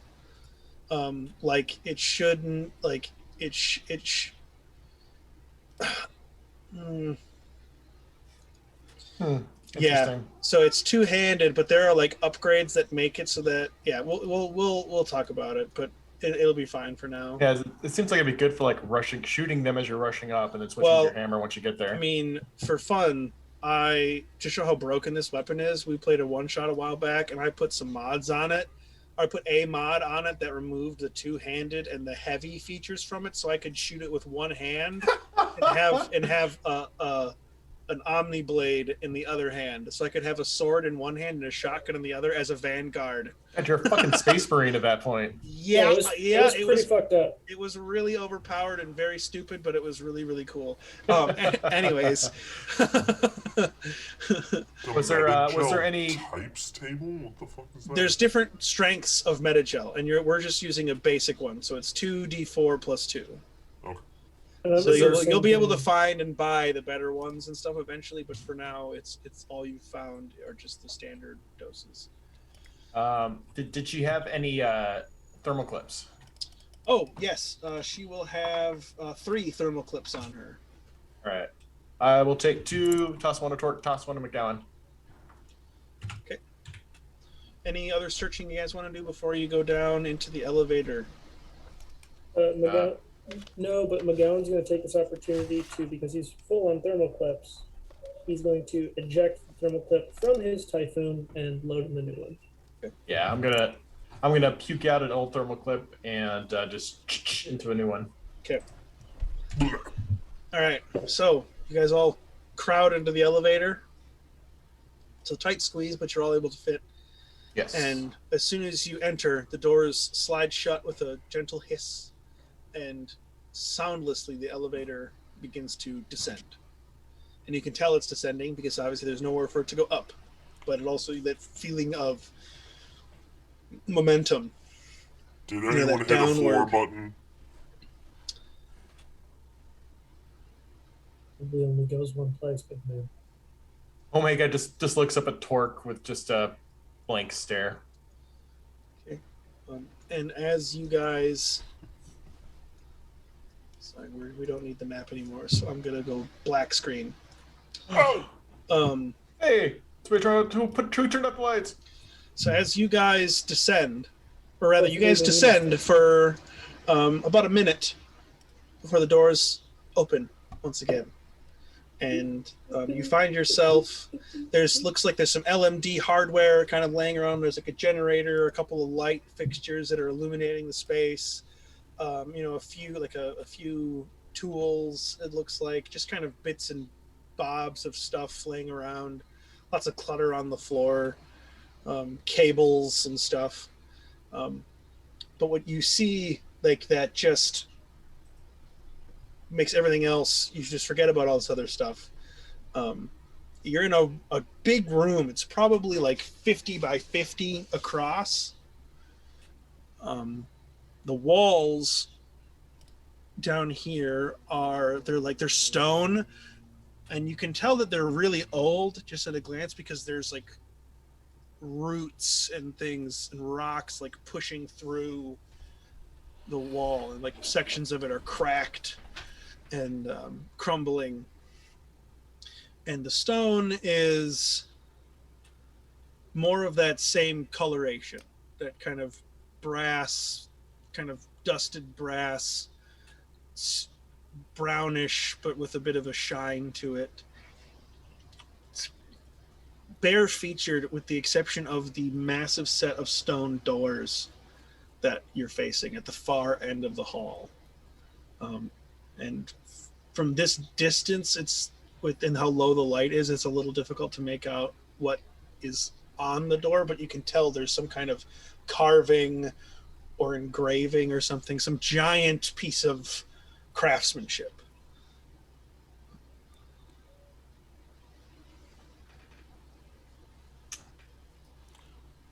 Are you guys gonna get out of the elevator, or am I stuck back here? Yes, we'll get out of the elevator. And, yeah, right now it is after 10. So do we want to go into the searching part? Well, yeah, yep, I've got it. Okay. I've got it under control. Awesome. Then yeah, we're gonna get out and we're gonna start looking around. Okay. Yeah, agreed. So yeah, you don't. I mean, you can make a perception check if you'd like, but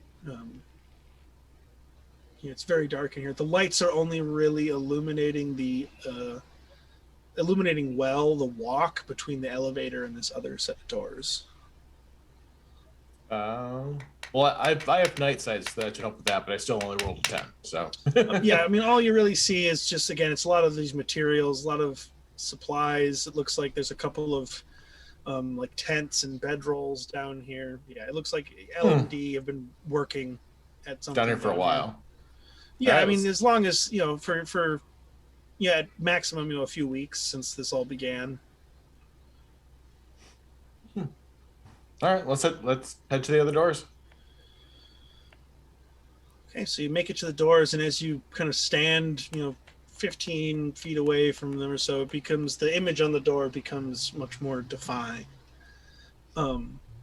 There's a huge, the doors are mainly dominated by a single stern alien face.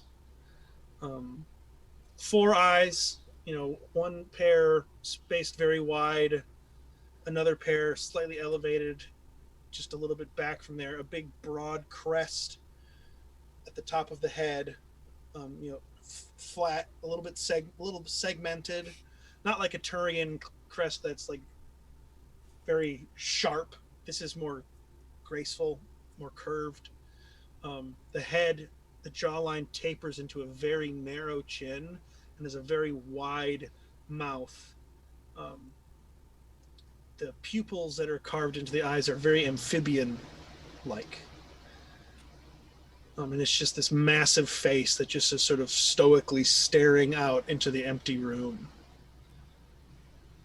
So examining the door, does it look like that there's like a panel that you interact with to open it up? Does it look like it's just a push door, pull door? Go ahead and make an investigation check. 13. You see a console on one side. There's an LMD computer stationed next to it, an LMD terminal stationed there with some cables kind of plugging in or like attached to it through kind of jerry-rigged means, however you're supposed to say it.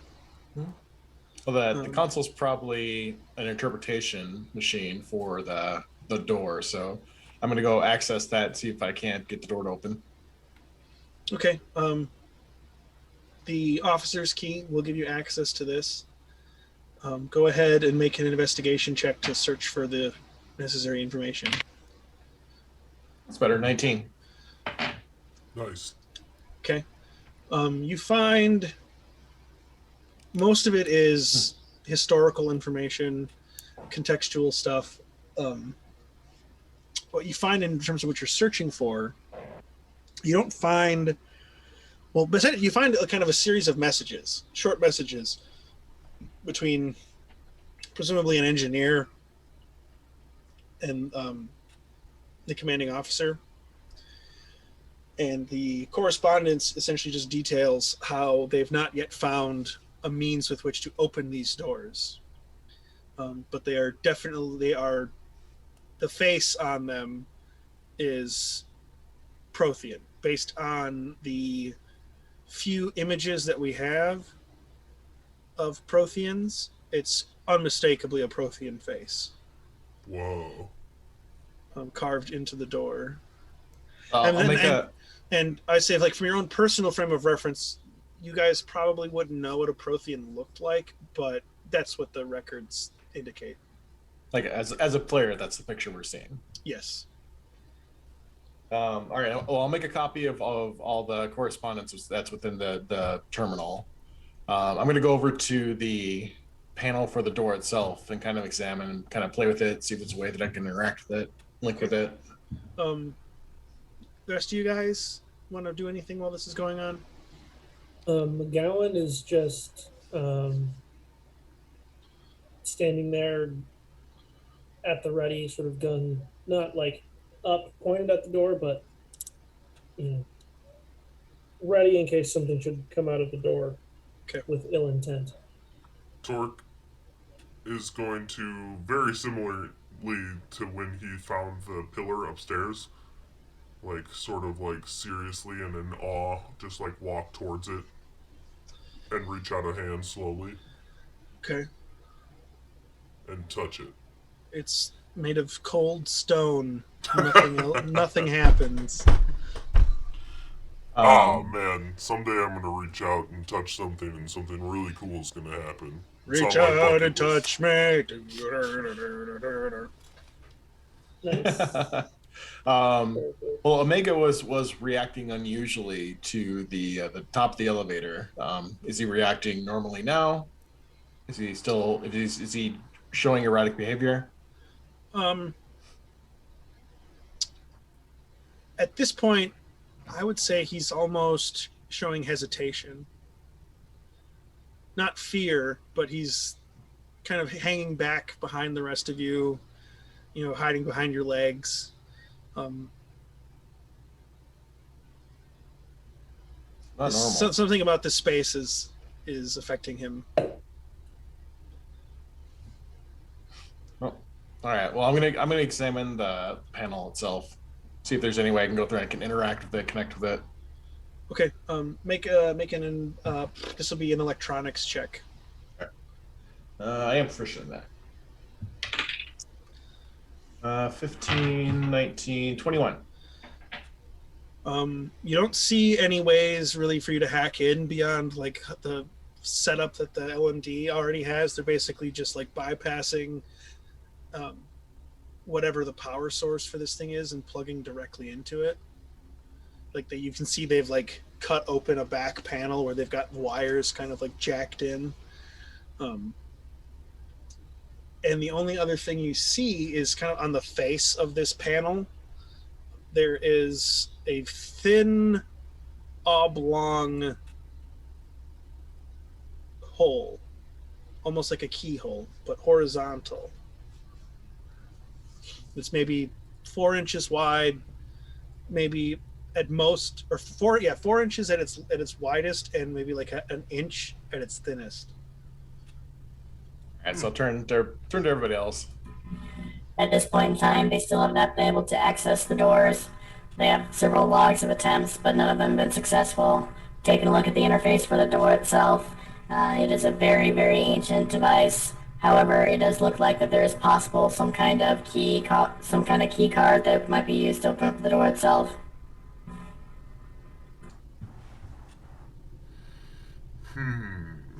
Now, who would have the key?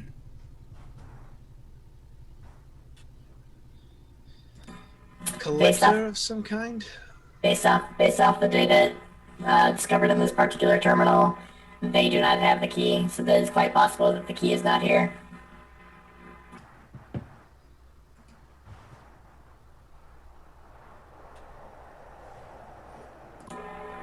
If we wish to return, we can inquire of the contract employer to see if they know further, or we can go through, we can look within town and see if we can find a specialist of ancient technologies and ancient civilizations that might be able to assist. Not a bad idea. Right now, we're just trapped here.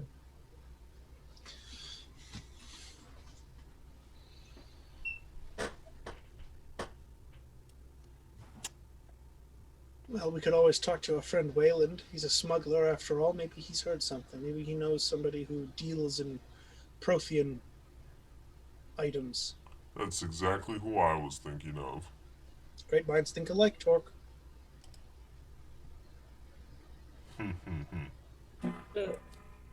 At this point, I was gonna say, Miguel, I was just gonna head back to the elevator and get ready. Yeah, to well, then as you guys kind of finish looking things over and it seems as though you've decided that this is something that you'll have to return to if you're going to continue investigating it. That's where we'll call it a night. You will be back in 2 weeks. It's good stuff. We were short Rhea. Hopefully she'll be back next time. I'm not sure if she will. Like I said up at the start of the session, I don't know exactly what her schedule is with this theater project, but it was a very last minute thing. So hopefully She'll be back. She'll be back soon. She'll be back one way or another. It's inevitable. One way or another. I'm not sure what to expect for next time. But thank you for watching, everybody. It's been a good session. I feel a little jumbled for some reason. I'm not sure why. I don't feel jumbled, but I guess I was. I'm whatever. We'll pick up there in 2 weeks' time with this mysterious Prothean business unfolding, and whatever the next step is in your business with Wayland and the LMD. Awesome. I'm excited. That was a fun session. It'll be good. But thank you, everybody. Thanks for everyone who watched today. Thank you. We'll see you all in 2 weeks. Oh, Goodbye. Ryan's phone is gone.